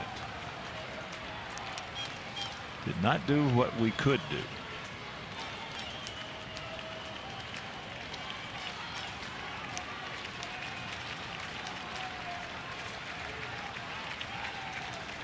And the 1-1 pitch. And this ball game is over. So another easy victory for the Tigers as they win 14-4 last night. They win tonight 5-0. And again, we had our chances against Verlander, couldn't get it done. And Verlander moves to 5-1 against us this year. Gavin Floyd had one real bad pitch. Other than that, not a terrible outing. He moves to 6-2 lifetime against the Tigers, and we come up short again. No, Gavin pitched all right just for that 6th inning. But let's check out our GMC player of the game. It is the 28-year-old right-hander, Justin Verlander. He now goes to 106-57, 49 games over. He is 3-0 this year against our Sox, and 12-10 lifetime, our GMC player of the game. So for my partner, Steve Stone, our director, Jim Angio, our producer, Mike Leary, our associate producer, Dave Ross, our technical manager, Mark Harper, the executive producer, Jim Corno Jr., also for the Mayor Mean Joe Group, and up here in the booth, Mike Mayer, Frank D'Amato, and Frank Leone. This is the Hawk. So long, everybody.